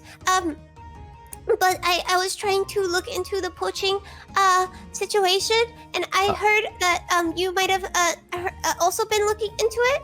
Yes. Okay, if you're a guild knight and we're gonna talk about this, I don't know if standing in the middle of the street is the place to do it. Oh, yes, you're totally correct. We were actually just heading back to guild headquarters. Unless you want to stop by somewhere and talk. No, we can head inside. What about your friends? They're just gonna look around the headquarters while I conduct my business. We Okay. can't listen. Don't look around too... well, you're not guild knights, right? Oh. Man. Unfortunately, I see how I this- have to go. I have to go talk to the captain. So I'm not sure if an audience will be allowed. Well, like, if we're not allowed, I'm gonna suggest, hey, if we're not allowed in, come to workshop. Many nice things allowed in. Allowed. Probably. No, I'm with you. I'm He with does you. not know. He's just like, just come and see the shiny gear. I'm with you. Well, that also works as well.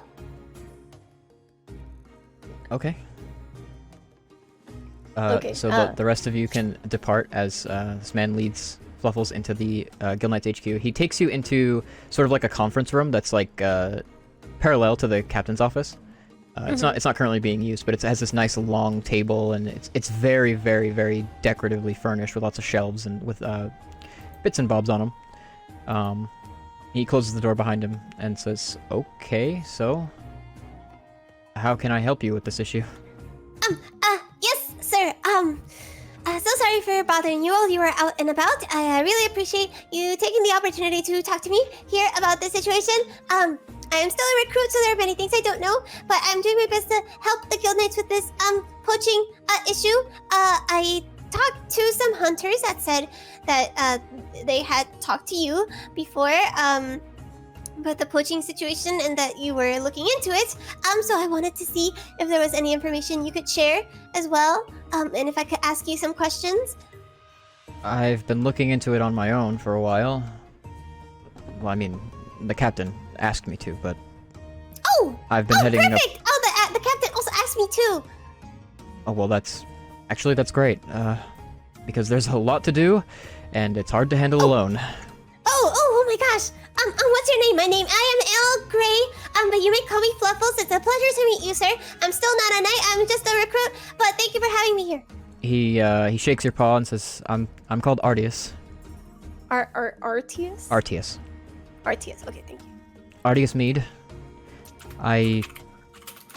Well, I've been investigating this for some time now. And, well, it's tough. Trying to discover the correlation between where these poachers strike has been my main focus, but I'm also trying to uncover the dealings of... Well, I hope you don't think I'm crazy for saying this, but... the Nightshade. Oh, yes, I just learned about her today, or them. Yes, Again, I hope you don't think I'm crazy, but I happen to know that the Nightshade's activities... They're helping the Guild Knights plenty, but we can't exactly let a vigilante run around and serve justice his own way. Oh, yes, of course. But so it's real. There are people that have been turned in and stuff, right? It's real. It's Wow. very real. Nightshade is real. Wow. Oh my gosh. He pulls a knife from his belt, and it's actually got like these colors on it that are this green that turns to like this orange and blue gradient, and it actually kind of like shifts the gradient in the light. Oh. And Oh, he beautiful. hands it down to you and says, "These are kind of his calling card." Nice. It looks kind of expensive, but Can I detect anything from it? It's definitely, you don't feel any magic from it in your hands. It's kind of just a knife. Okay. It's definitely like a throwing knife. It's very Oh. sleek in appearance. It looks like the kind of knife that would be thrown and not used to do any stabbing. Oh. wow. Oh my gosh. How did you get a hold of this? He leaves them, so we know that he's the one that delivered our criminals to us. Oh, I see. Oh my gosh. Well, it's good to have confirmation about it. Are they? Might sound kind of silly. Are the are the criminals like asleep or something when they come to us? Is that why they're called the Nightshade? How did you know that? I just a guess. I spoke with someone who I asked them about what the name was based on, and it seems like it's a monster that hypnotizes people or puts them to sleep somehow. Well, that's astute. Yes. It seems he's a thematic criminal. Oh, lucky guess. Well, if they're asleep, that means they probably perhaps don't remember much, huh? Maybe. Well, they can describe him. Oh. They say that he dresses in black and wears a cowl that hides his face. Oh. Long mantle, fur. The description kind of meets the sort of armor that would be made out of the monster that he's kind of emulating. Oh, well, that's interesting. Very, very unique individual. We don't exactly know how to handle it because he is helpful to us, but well, it's hard to prosecute someone that the people tend to look up to. Yes, I see. I mean, they don't seem to have done anything wrong. Vigilante justice is just as illegal as poaching. Oh, is it? Oh, Yes, it's dangerous. We can't have people taking the law into their own hands. I see. Makes sense, I suppose. So, this. Papa's gonna think about that for a second. Well, have you spoken with the captain about any of this already? I suppose you have. He's up to date on the things that I've found. Although I've spent most of the last day or so trying to work out the correlation between the places that these poachers appear in.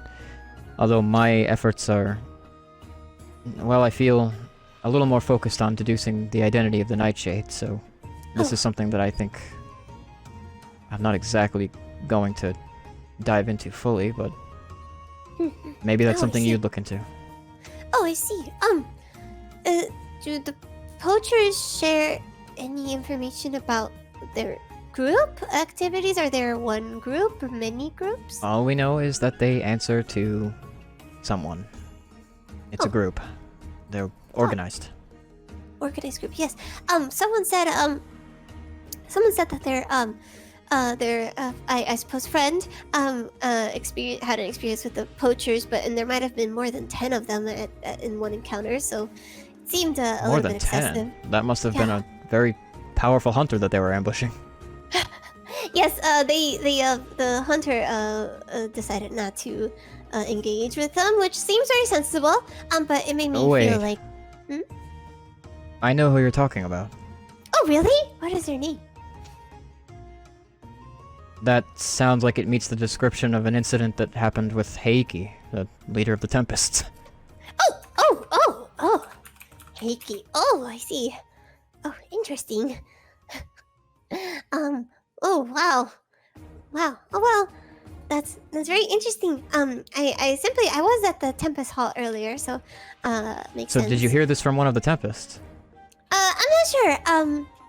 You're not sure? I didn't ask them about their their group or what type of hunters they were. I said we're simply asking questions. They were eating, I suppose, lunch and stuff. So. Okay, well, your investigative work needs a little bit of tuning. Oh, okay. Ask hunter group name. Okay. Ask questions. Ask. I did ask questions. Well, Ask sorry. more questions. Ask more questions. Yes, of course. Okay. I'll ask more questions. Wait, I did get their names right. You picked it up in conversation. Their names were Isaac and Alma. Isaac and Alma. Well, I did get their names. Their names were Isaac and Alma. Yes. Yes, you were speaking to the Tempests. Cool. Oh, wait, the Tempest. Yes, they're members. Oh, wow. I'm so happy I gave them an egg. Oh my gosh. Okay. Well, ask more questions. Okay. Ask more questions next time. Okay, good to know. Fluffles, make a history check. History check.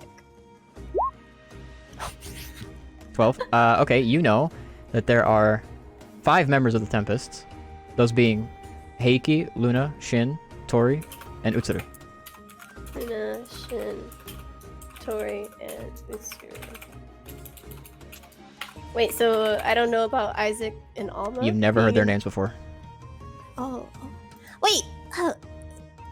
And then she's gonna take out her paw, be like, Heiki, Luna, Shin, Tori, and Master Utsuru. Is it? I've never heard of Isaac and an Alma being part of the Tempest.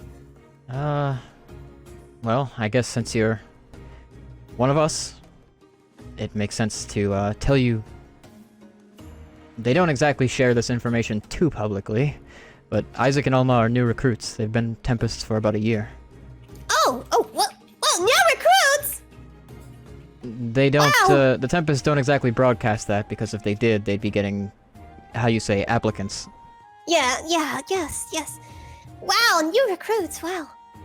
I didn't think they had.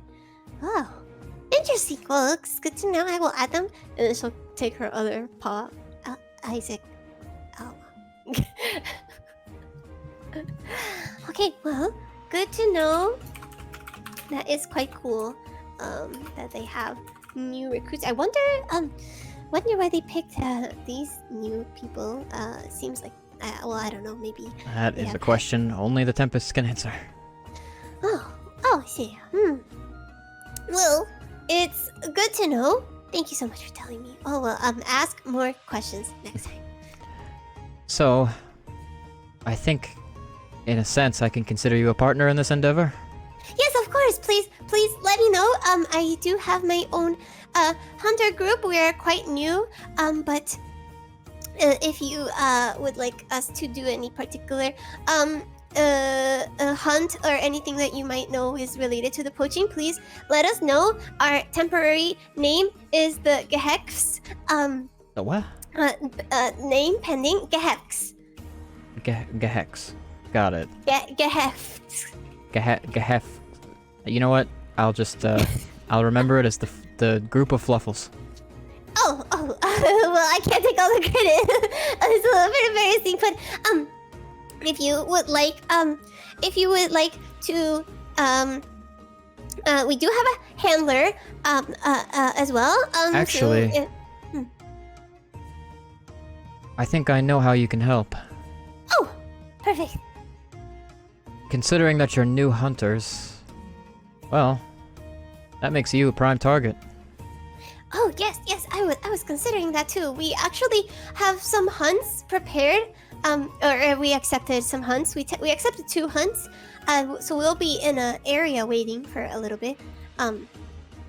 Well, these poachers, they don't just attack any hunt. They have a pattern. Oh, a pattern. Oh, perfect. I have a ledger with a number of the quests that they attacked, but I haven't been able to work out in what way they're related. Oh, would you mind sharing that with me? he goes into his pouch and gives you a slip of paper that I will share with you in your journal. Poggies. Okay. It goes to you, and it should be there now. Evidence. Okay. Oh. And It's a puzzle, you mean? yeah. Fluffles is like, oh my gosh, oh well, we're definitely not doing the quest of this caliber. I don't as think of it's the yet. caliber that matters. Let It's me see. I don't know. There's something about these quests that mark them. Oh yes. We're going to the Forest and Hills zone area. We'll actually be there for most of the day. Seems like. I will look this over. Thank you so much. I will look this over. Of course, I would recommend to you if you can work out a correlation and you want to encounter these poachers and perhaps set a trap for them or something.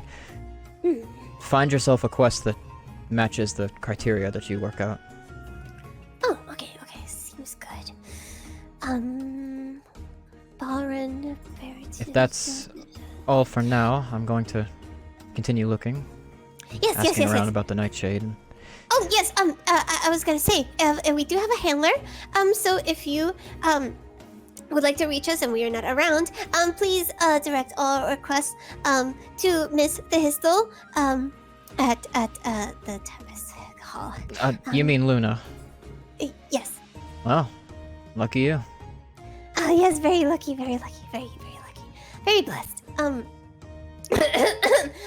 Yes. So she has been very loving towards us. Anyways, thank you so much for your time and all of your information. I will make sure to share anything I find with you as well. Of course. Let me know what you find. Yes, And of he- course. Thank you. Turns, opens the door, gives you a wave, and proceeds outside.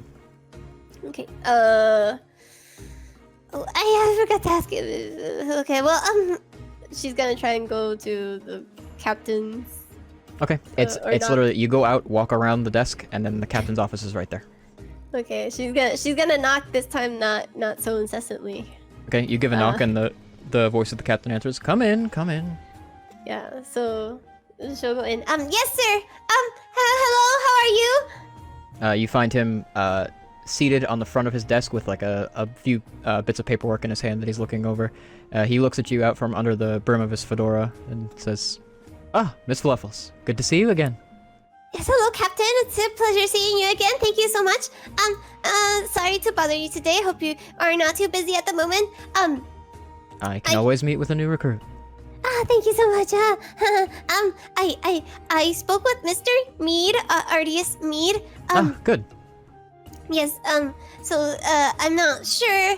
I forgot to ask how much information you already knew about the situation. I'm not sure if I found anything new. But, and she'll say that she met with Isaac and Alma, and that she learned about the Nightshade. He starts basic. taking notes as you're talking. Mm. And he Yes. says, "So you've made it in rather close with the Tempests, huh?" Oh, yes. Luckily, we have been very blessed to have Miss the Histel as our handler. So we're very lucky to be able to talk to any Tempest and share some information. Oh, good. He stands from the edge of his desk and he says, "Would you mind closing the door?" Yes, sir. Well, goes over, closes the door, comes back. He sets his stack of papers down on the desk and says, "Listen closely. This is very important. Yes. The Tempests are hiding something, Oh. and I want you to find out what it is." Oh.